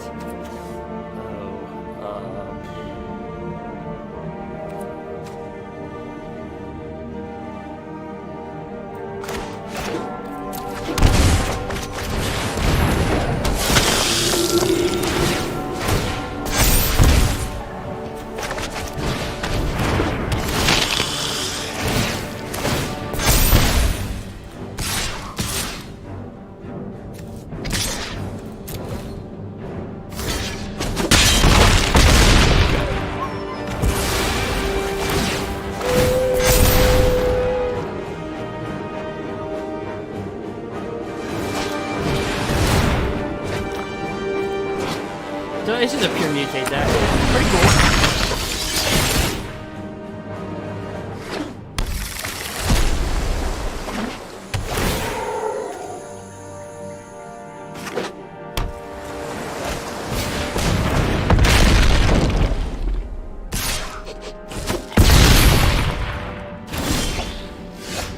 Oh no.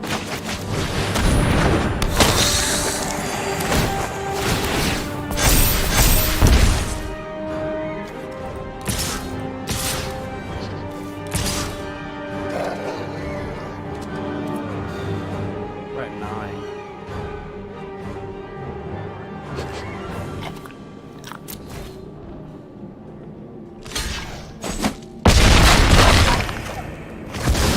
And then here's these double damage.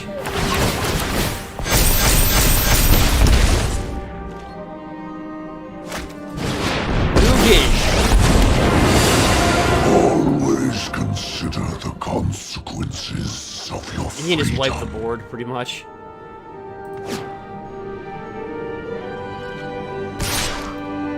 Well, it's like, he just pretty much just wiped the board. So, we're definitely in a block.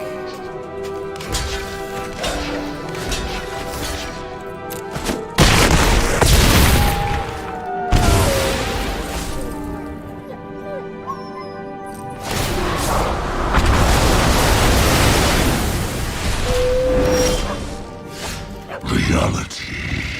We'll give him down to 1. Let me remind you to fear those born of darkness. The weak feed the Yeah, strong. man. Do not ignore. Another Ugin. My flames burn beyond perception. Mom, mom, mom.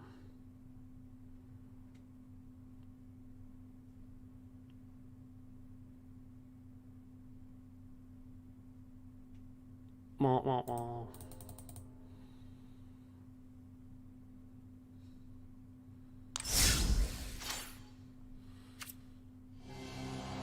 Yep.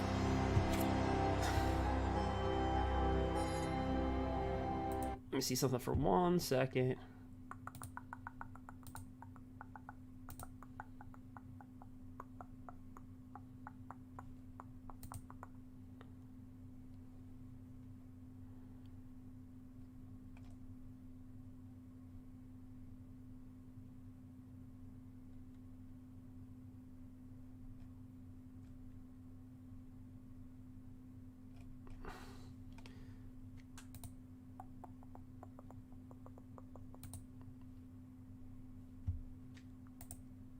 Give me a minute here.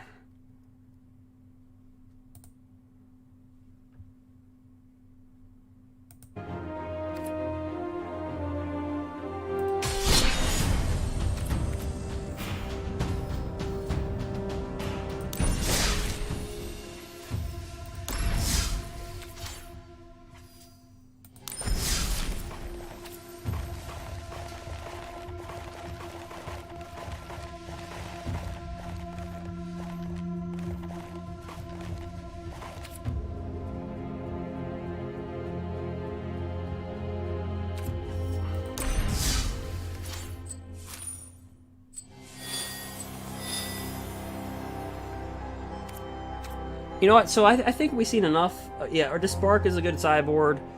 Do we have any humans in the deck? I doubt it. Well, we do. Let's see. Maybe put Dire Tactics in here. I got 11 humans. You could put Dire Tactics in here too. Exile a creature. Oh, that's the reason why we have 32 creatures and our curve's only 2.4.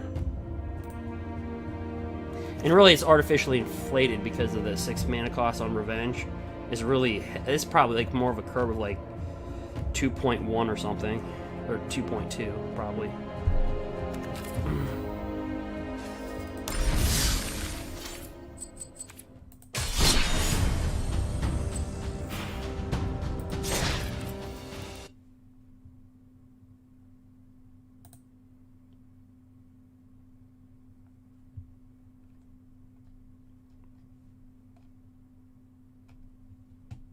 So let's see here. We could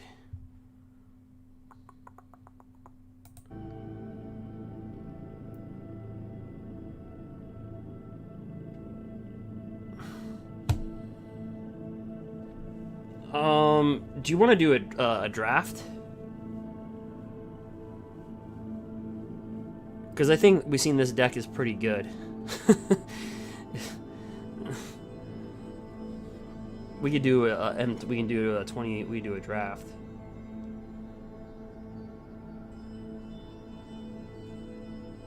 Okay. So what I'm gonna do is I'm gonna because the title on the videos so what I'm gonna do is I'll probably end this and I'll just start a new one and we'll just draft it.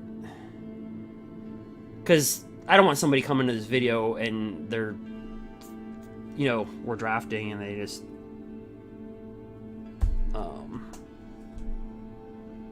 yeah. So I think we'll just go ahead and create a new video. Because that's what I noticed, like Gurus, like on YouTube,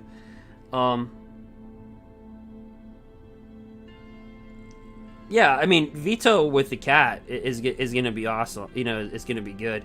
I just didn't do anything like that because I didn't want the matches to be that long. You know what I mean? I just wanted them to be pretty straightforward. But yeah, certainly the cat could, yeah, definitely. I mean, if I were to build the deck like just at a more competitive level, yeah, I mean, you could easily slide. I mean, actually, I think this rogue is pretty cool because if you win the flip, that's 6 damage with Veto out there. Like, and you gain 6 life. It's like you lightning bolt them twice, and then you like just gain 6 life. And like you've seen, we're kind of impervious to like losing life.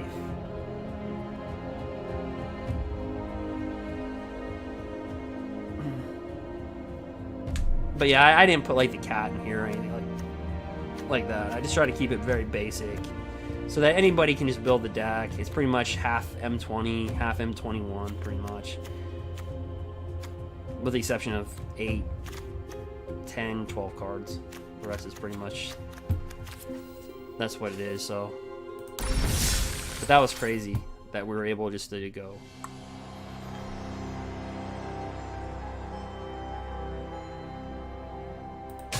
We can play one more. Then we'll go draft after this.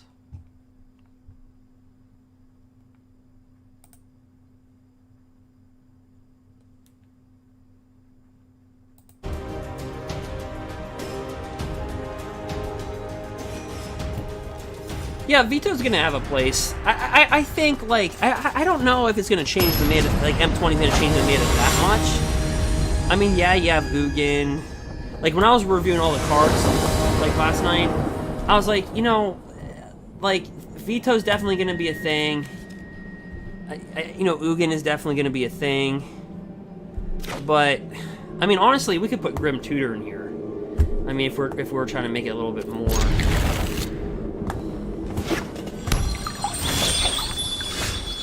a little bit more fancier.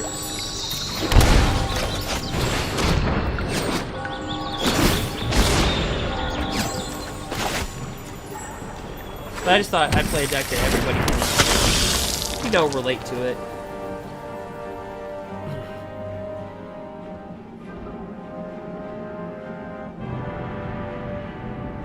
You're definitely building a Veto deck this Friday? Yeah. He's a good card.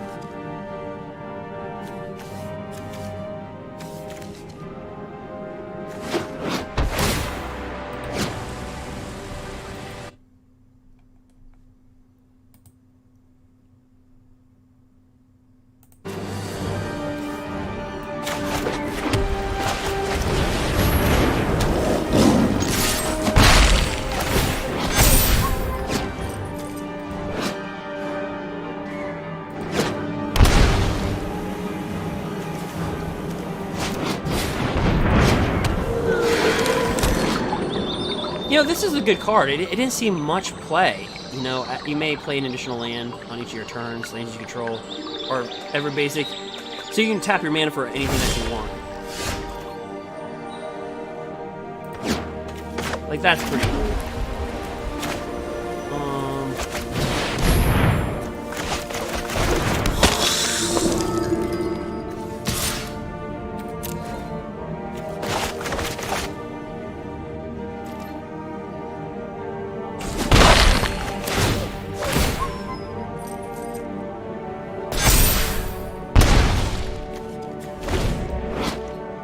Flip a coin, deal 6 damage.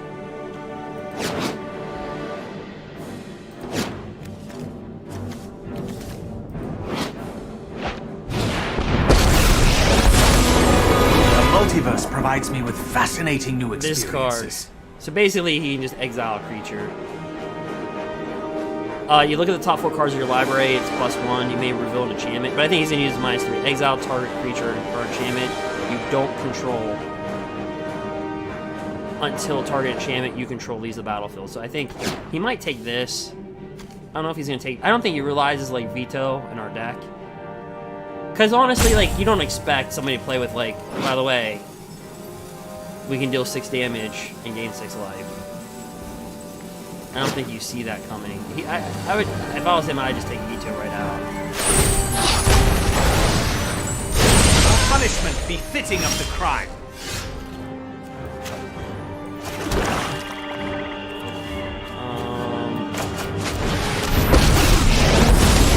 I'm Sultai, Actually, just kill Lord it. of Innistrad. Vampirism. It is You time. can deal 1 damage depart. if you do know that. This has lifelink. All your creatures and all your planeswalker have a lifelink when it's your turn. So pretty much just like and then if you can return a creature card with convert mana cost X or less.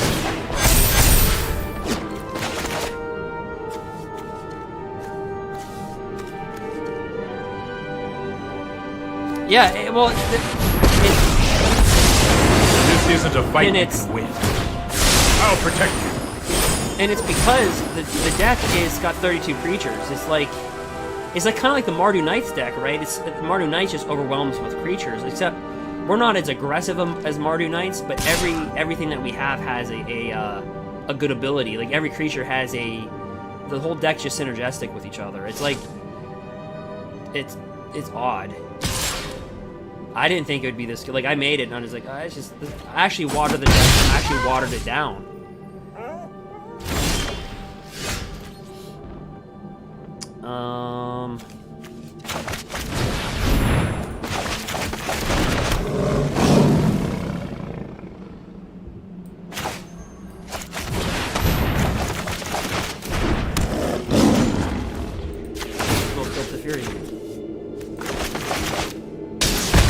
Now what? Blood.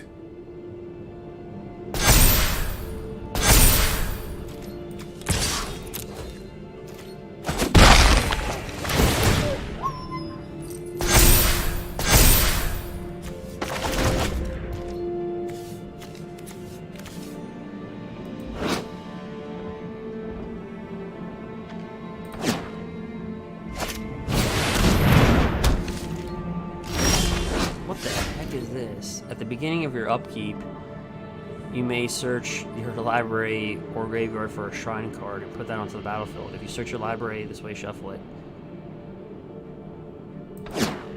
Okay.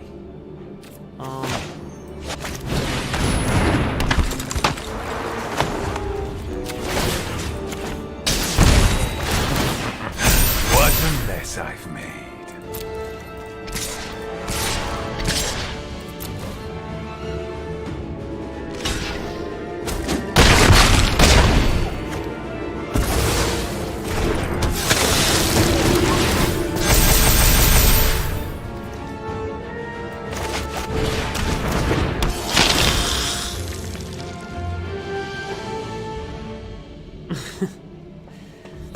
Yeah, it's fun to play. It's just consistent. It's just very consistent, I guess.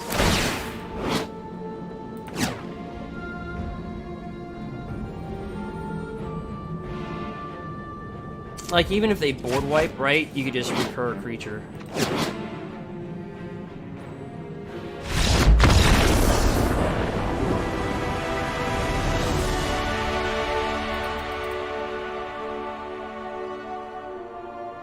Oh yeah, I mean...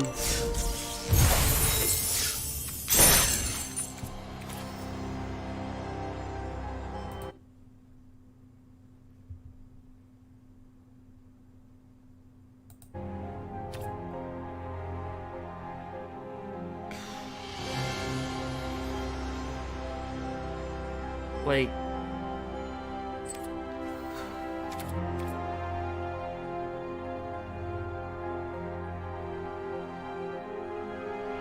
How many rares does the deck have? I mean, it's got like a lot of little rares. Like, yeah, it has. I mean, did we even cast Knight of the Even Legion at all? I don't think we did. Maybe like one time. He didn't even do anything. So there's 3, 7, 10, 13, 14, 15, 16.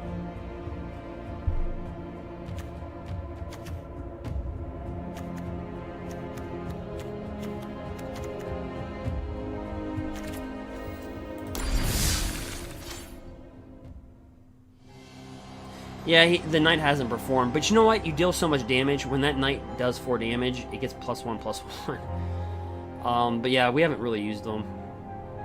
But if I put anything else in the deck, yours is just gonna be. It's just gonna be overkill. I don't want to do that because I want my opponents to play with their deck as well.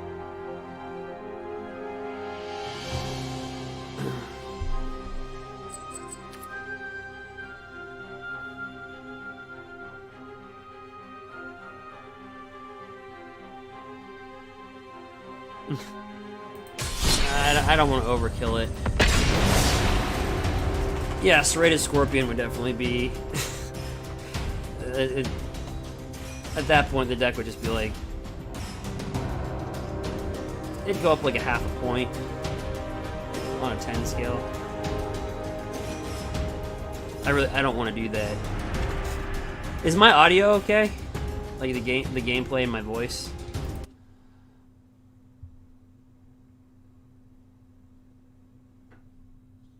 Yeah, I just wanted to build like just a nice simple deck. Oh yeah, the rogue tab. Whenever Guild Enforcer, another rogue enters the battlefield under control, each opponent mills 2 cards.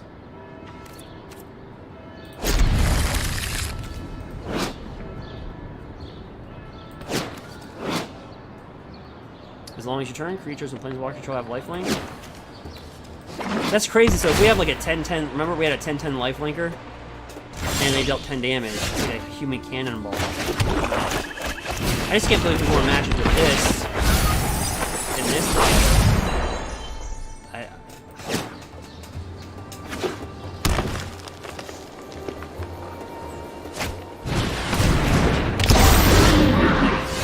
Okay, when Surge enters the battlefield with X plus 1 counters on it, when one or more +1/+1 counters are put onto another non-hydra creature you control. Alright, cool. We're in the middle for 2 more. These are rogues. Whenever rogue enters the battlefield, we're for 2. No.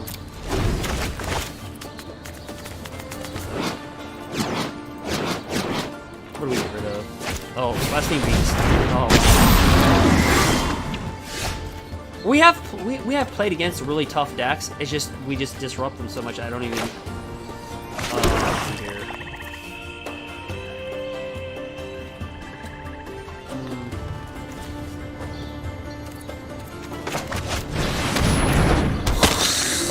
Let's activate this.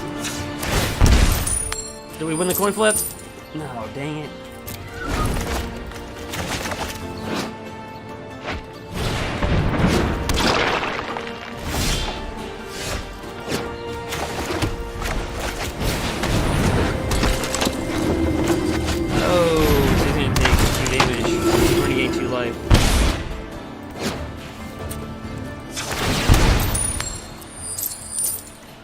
Keep on losing that coin flip.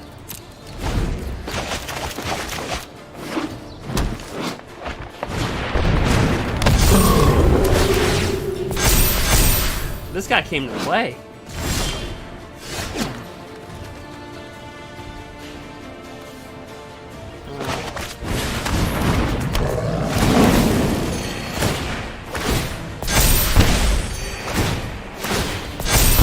So whenever another creature enters the battlefield under control, you gain 1 life.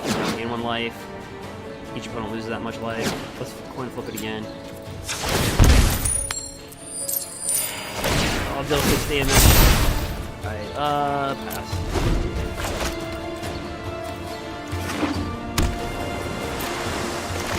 Scavengers, nice reprint.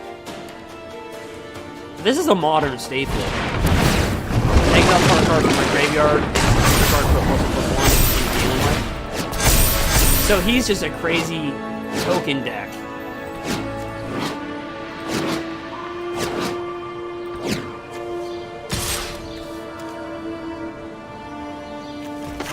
I guess we'll block that bad boy with this.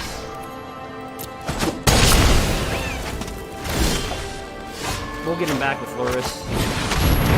No, they tapped me out. They tapped the wrong mana.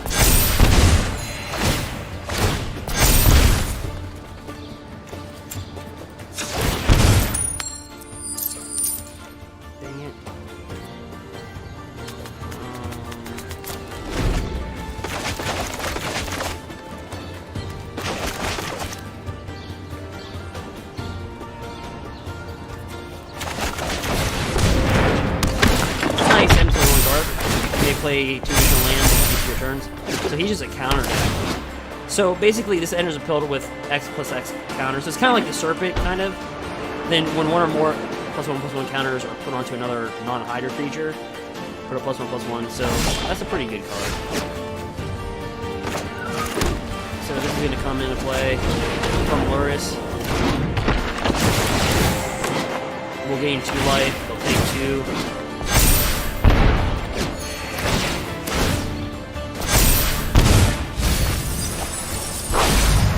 And then we mill him for 2 more because he entered as a rogue. So you can actually kind of have a recurring mill theme with this even.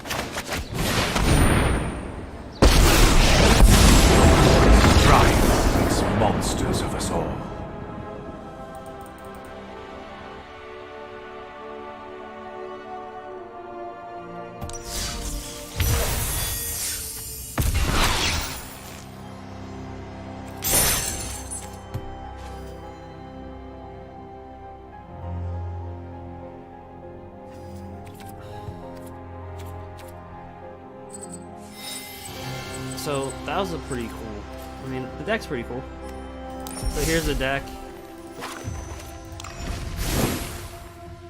There's no sideboard. But whenever a creature you control with death touch attacks, each opponent loses 1 life, you gain 1 life. Whenever a creature you control with death touch deals damage to a planeswalker, destroy the planeswalker. Then he's a death toucher and a life flanker. And then you have this combo, obviously, whenever you gain a life, put a +1/+1 counter on Giant Primate. Then you also have Bloodthirsty Airlist. Whenever you gain 1 life, put a +1/+1 counter on Bloodthirsty Airlist.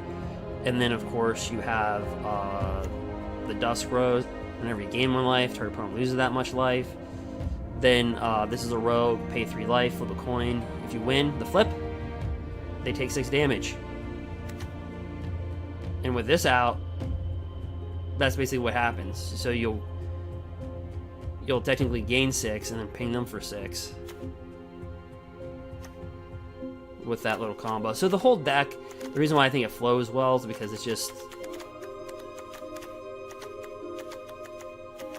basic. Like I said, pretty much half is M20 and M21 combined, with the exception of a few cards.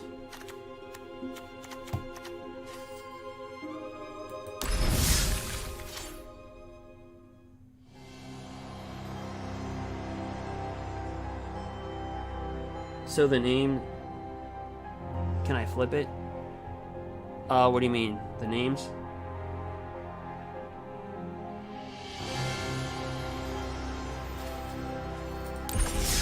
Oh, what do you mean the names are on the right-hand side?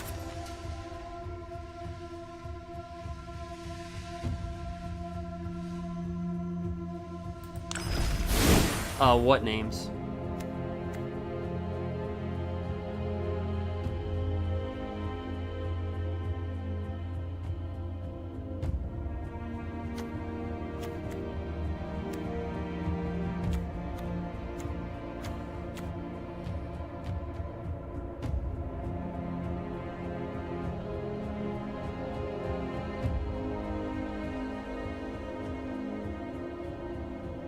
I'm trying to think what you're saying. The names will be on the right hand side. What name? Like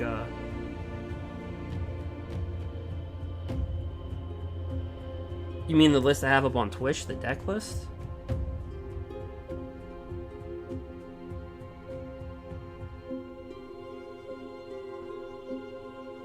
Oh yeah, they're on. Oh, when I'm going over them, you mean? They're on the right. I think they've always been like that, right?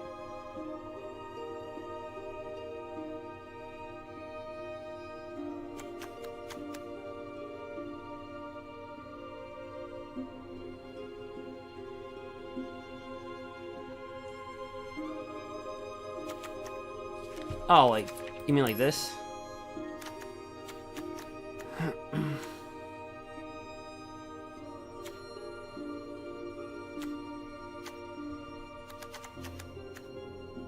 Yeah.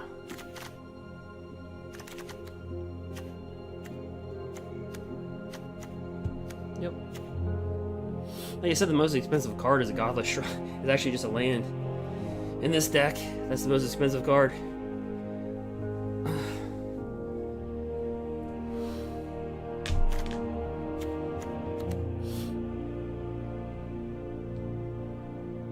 Oh, okay. Yeah, you want to screenshot it?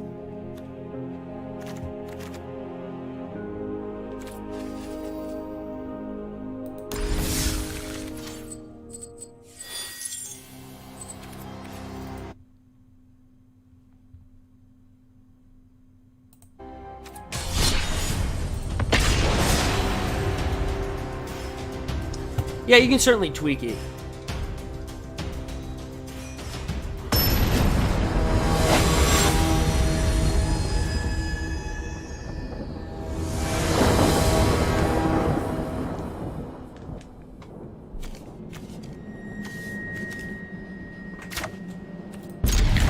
It's like the first time we got Knight of the Ugin land. Mill himself.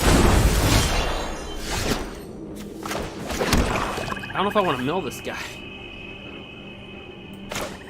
Let's find out.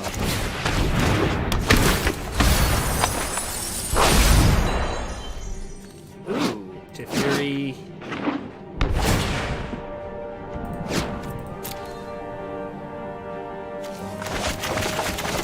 How do you like those apples?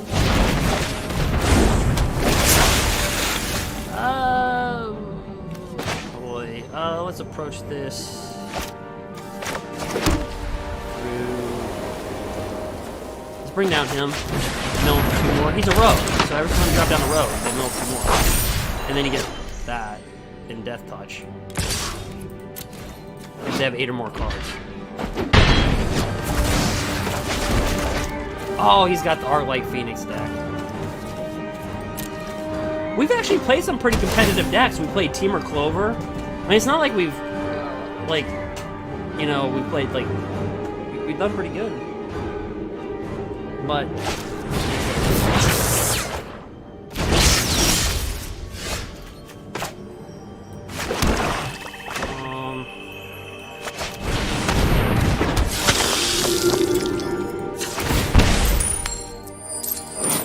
oh, we lost it.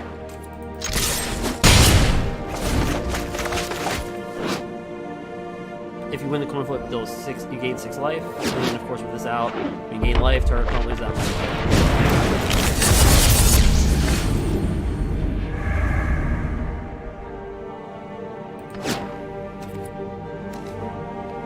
Just bring this out. So we gain life, or we gain life, okay? We'll try.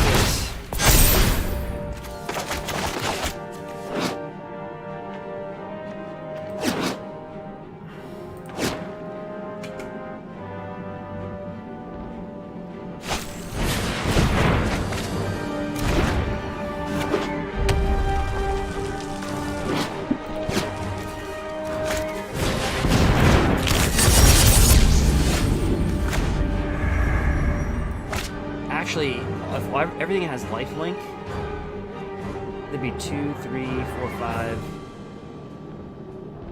6, 7, and all the damage would go through. That'd be game. Watch.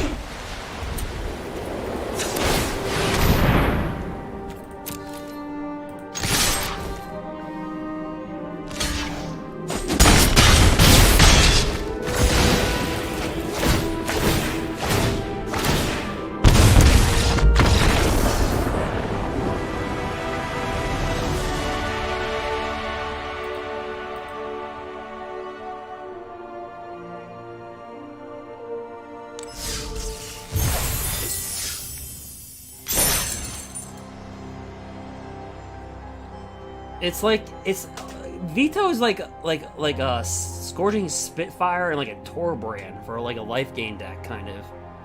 Kind of in a weird way, isn't he?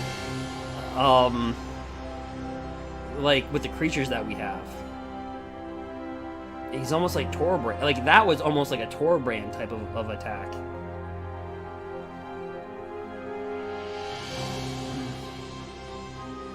If you think about it. I don't think they'll ban him because you have to understand in competitive play, like a board wipe, like Shatter the Sky, you know,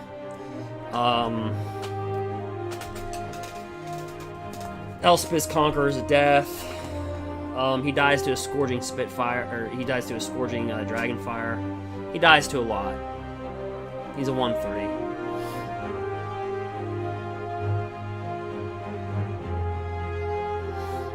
Yeah, in our deck, he can act like a Torbrand.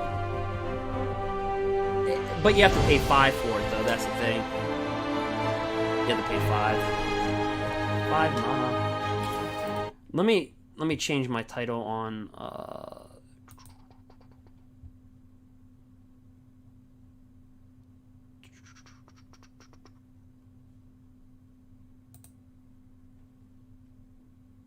Let me change my title on YouTube, because I know, like, YouTube's a little different than Twitch in the way,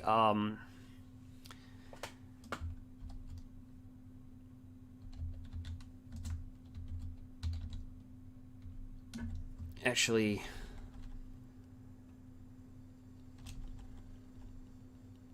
let me...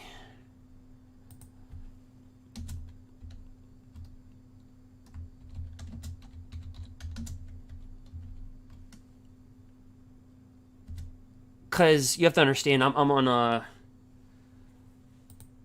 couple platforms here, so I want to make the title a little bit more, because we're playing a life game deck, and I think I have Teferi, Master of Time.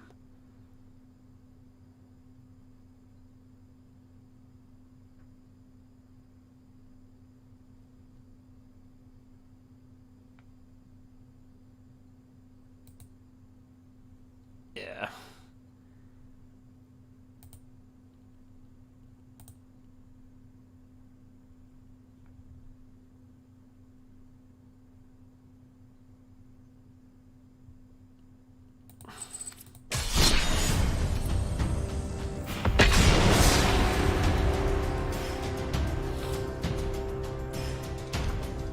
I changed the title for YouTube.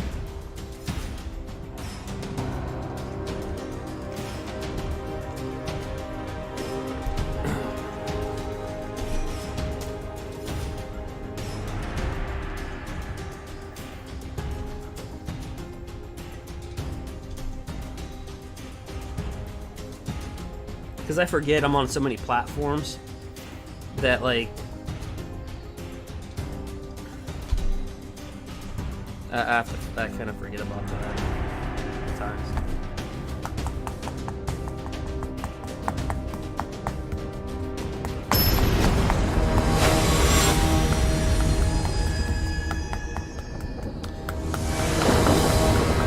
Also, I'm trying to build a Facebook page to help people. You know, Mixer shut down, right? Mixer's shutting down. Microsoft is going to close Mixer.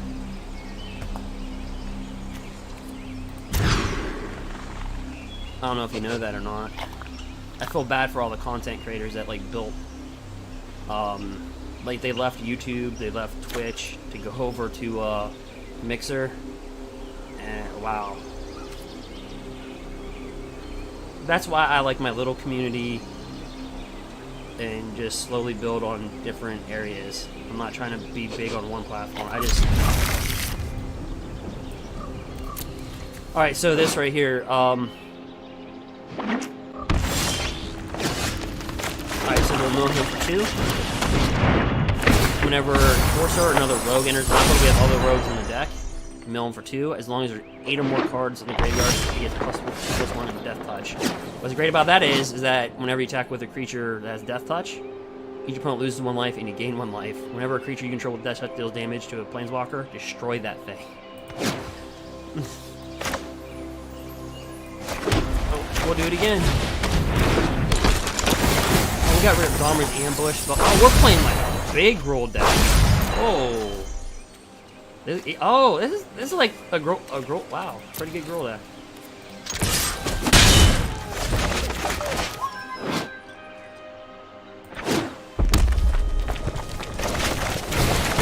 Oh, this thing, I think this thing, I looked at this thing, I actually forgot about this thing, so I want to look at this. I want you guys to also appreciate what the opponents are doing as well.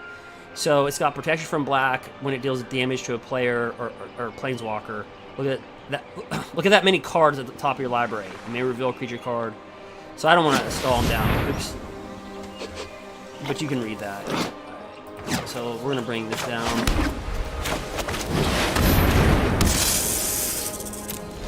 I just want to stall him for time.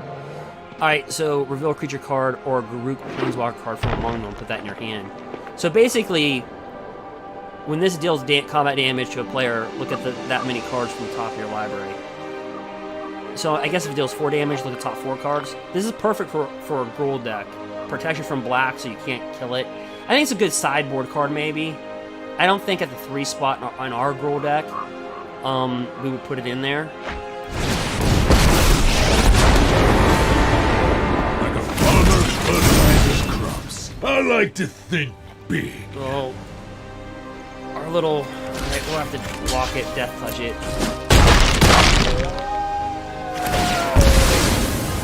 So look, he gets to look at what? He did 6 damage. He gets to look at the top 6. Alright, so here's how we're gonna have to play it. Alright. We're gonna do Soren.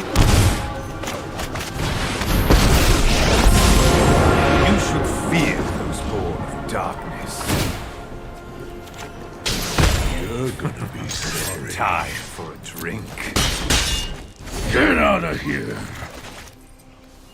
Remember, all of our creatures have lifelink. Back for nature is always returned. Oh gosh, these guys deck. I mean, I don't mean nasty as I mean nasty. You're His ready deck's- to his fight. deck's good. Pack's always growing. But see how these guys are 3/2s now? Because he's got 8 or more cards. And you know the way a standard is, right? People throw cards in their graveyard all the time. So now we're gonna bring Vito down. Whenever we gain life, I'm gonna snipe that thing. All right, The weak let's feed fight. the strong. No attacks.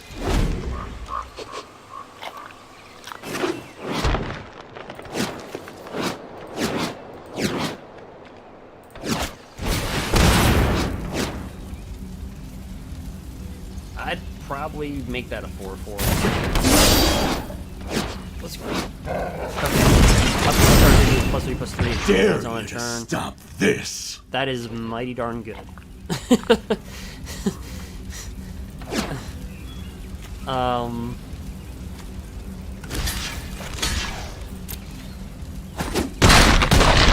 This got death touch. So. I have survived worse than you.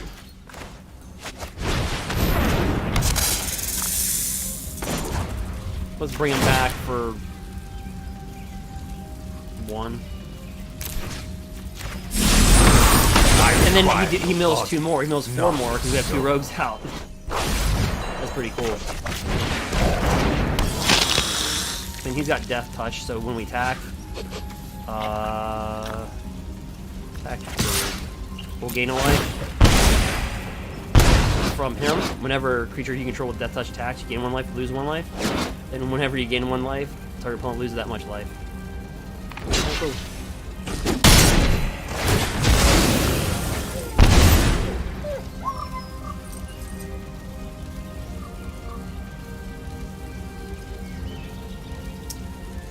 You just like what?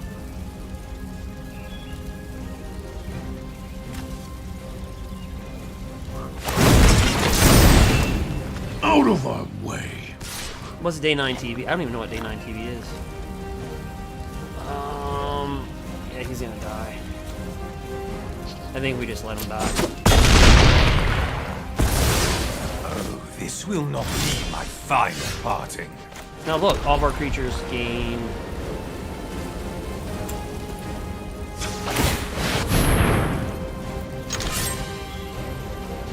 Well, let's...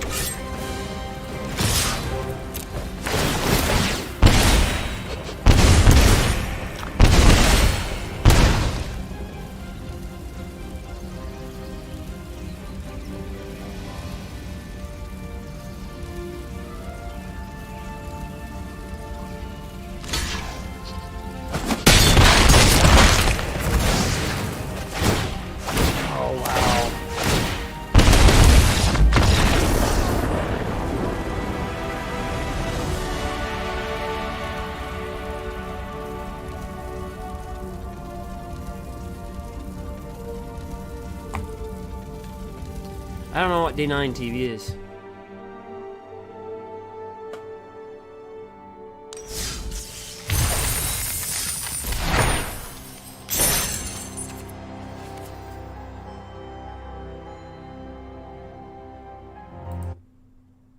What is that? Day 9 TV. I don't know what that is. Wish I knew.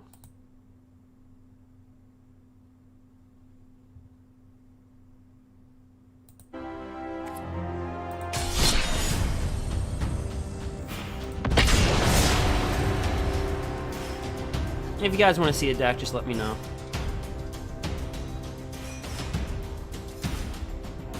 Hey Ralph, how's it going?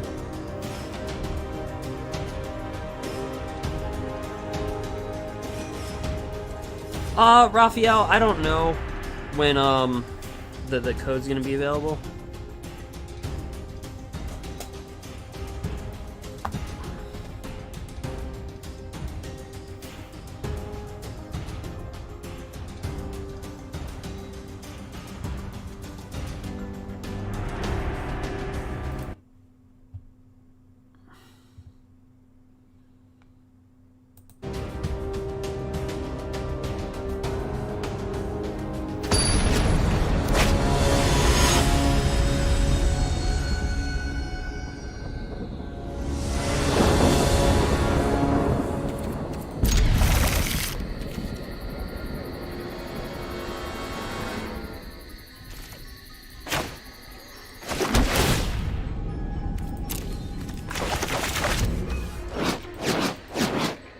As I got.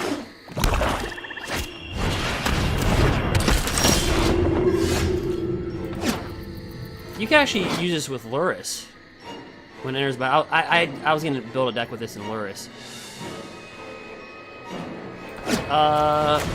Let's do this guy right here, I guess.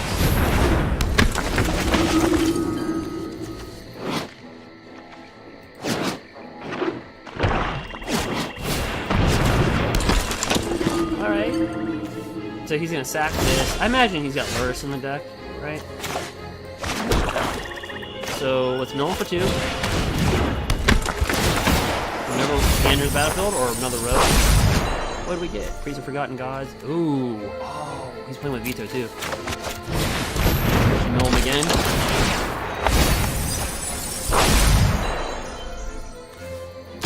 Actually, no, we don't want to trade that.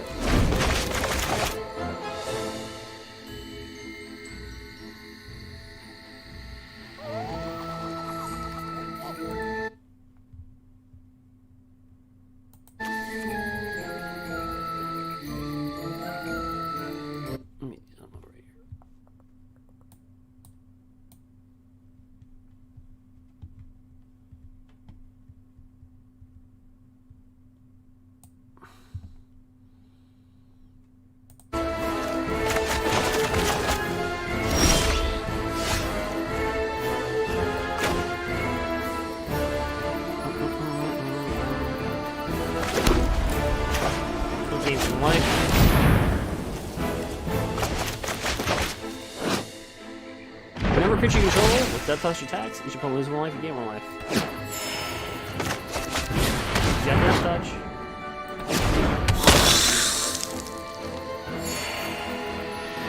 Let's roll the dice.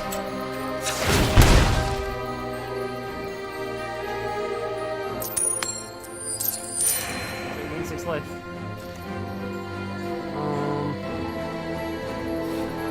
Oh, he's got the witches up, man. Alright, so okay. We'll attack for 2. If he wants to double block, yeah, I don't think he wants to get rid of Priest of Forgotten Gods at this point. Yeah, Gorse, it took me forever. I didn't have the I set up an additional monitor for this.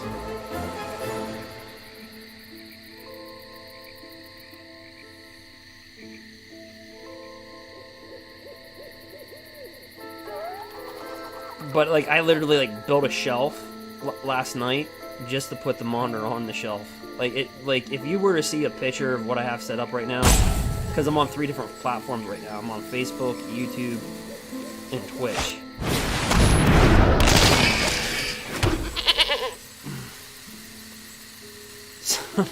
Like,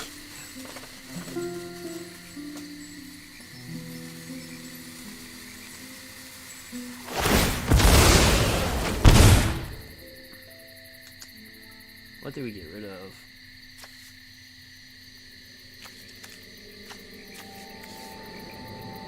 How many cards does he have in his graveyard? Guess we get rid of the. I'll play it back. So he's playing sacrifice.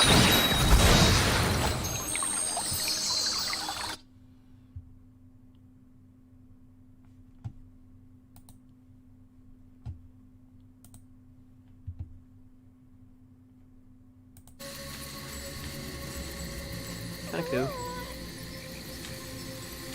Get Low Strider.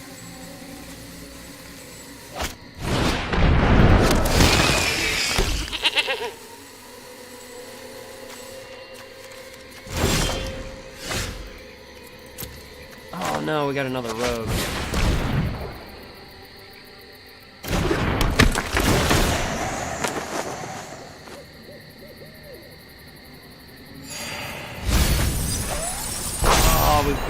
We put the cat in the graveyard. Dang it.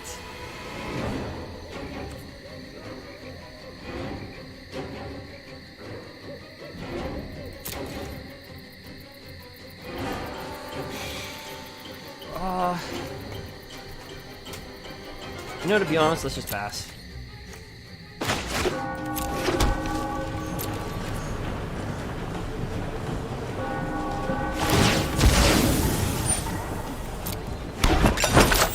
No, he's got Cauldron. Oh, he's doing the Cauldron Veto. That's what he's doing. He's doing Cauldron Veto. And I'm pretty sure he's got Lyris. Because I was going to build a deck with this, with Lyris. It's got lifelink. Whenever it enters the battlefield, if it entered from your graveyard, or you cast it from your graveyard, exile it if you do create a 5/5 demon creature with flying. You could do that with Lyris. So I know what he's doing. He's doing a Veto Cauldron. This is what we talked about. He's doing a Veto Cauldron Familiar. But I think we just milled him too much for him to get it off. Yeah, Cruel Celebrant, Sacrifice. This makes sense.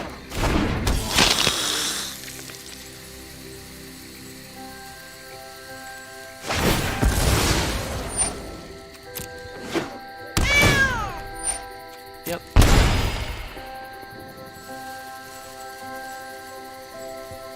That makes sense.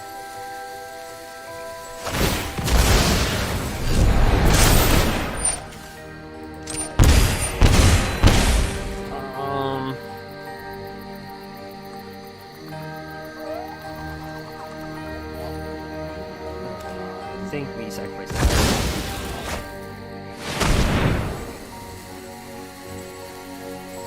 21 and 21.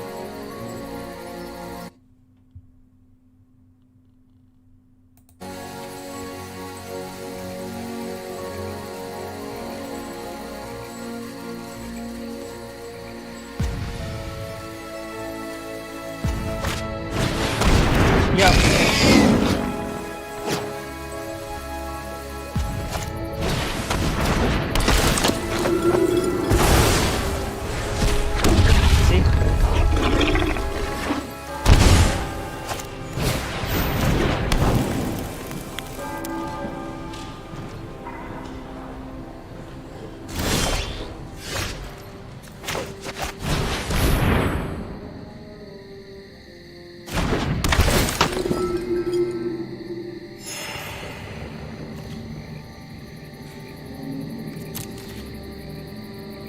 If we attack and we kill, he'll just block with something and bring it back with Lyris.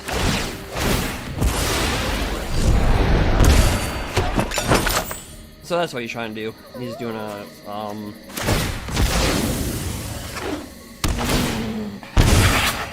pretty neat.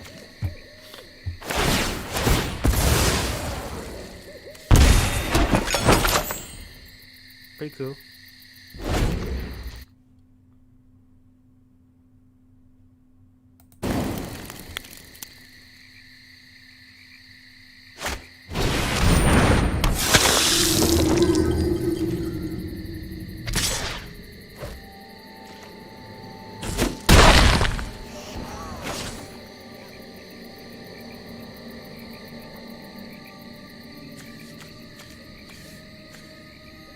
Oh, he's got Veto.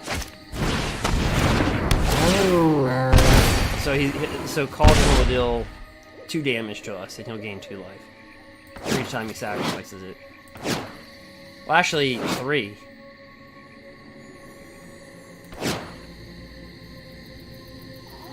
I guess technically you could bring this through Lyris, then bring him down, then sacrifice him, then blow up a food, then bring him back.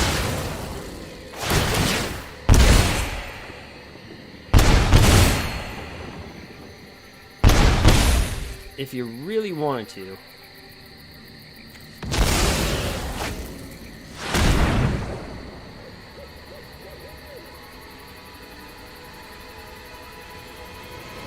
Yeah. I had the same idea.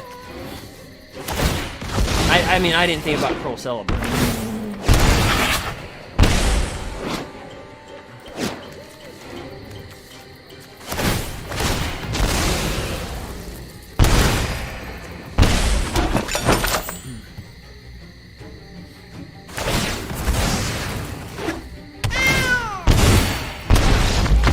Good game.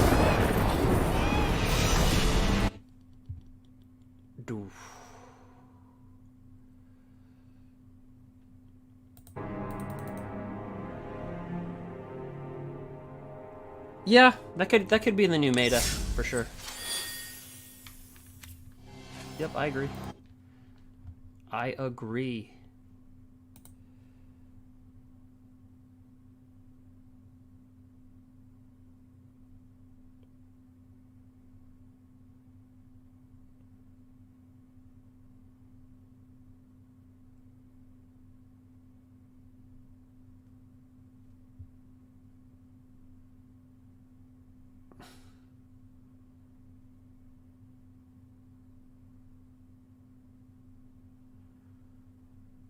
Let me see here.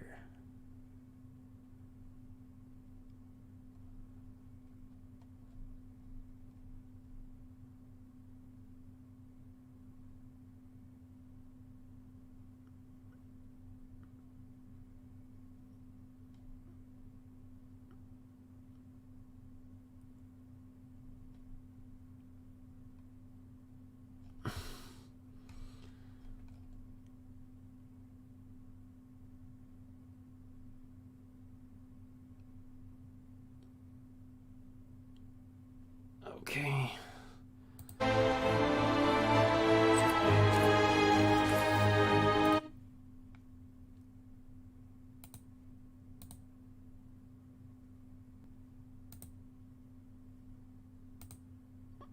See someone right here. Let me see something real quick.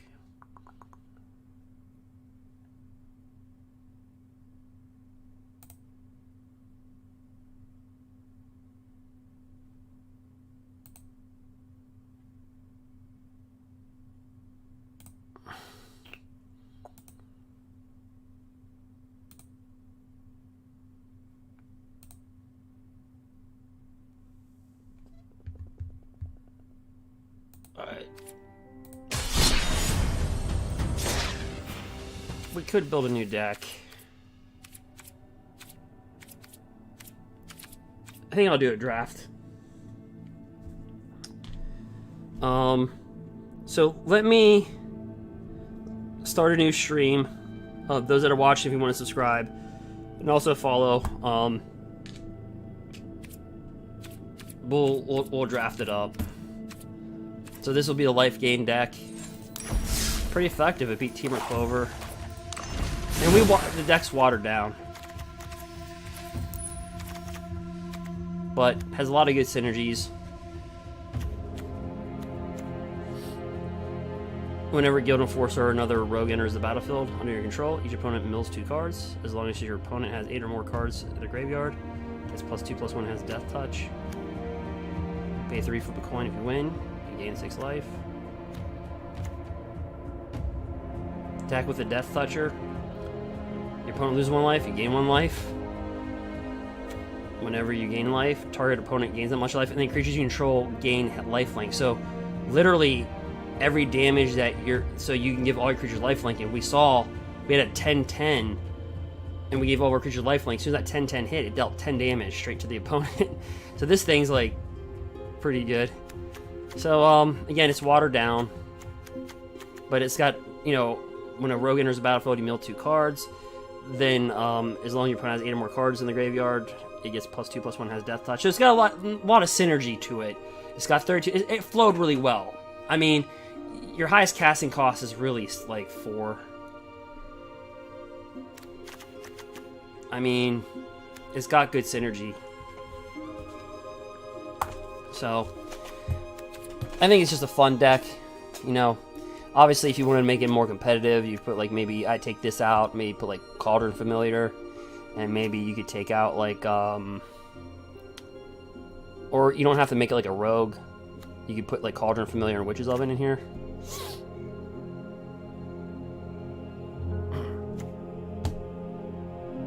So,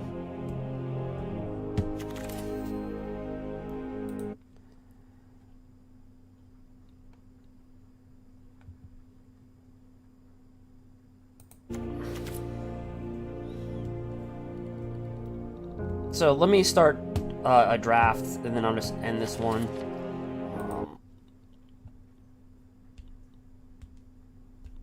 On the stream. So again, if you want to subscribe, go ahead and do that. If you want to follow, we'll crack into a draft.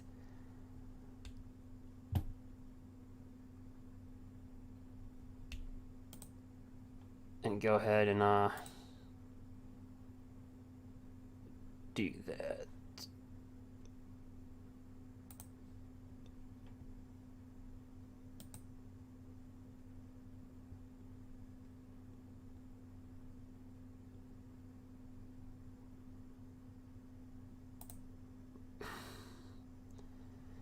And then let me, yeah.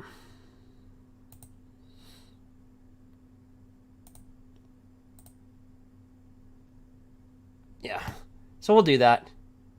I think that'll be fun. So if you want to follow me, like I said, we'll jump into a draft. And we'll just go from there. Sorry guys, see you in about 5-10 minutes. Then we'll be back. So thank you for watching.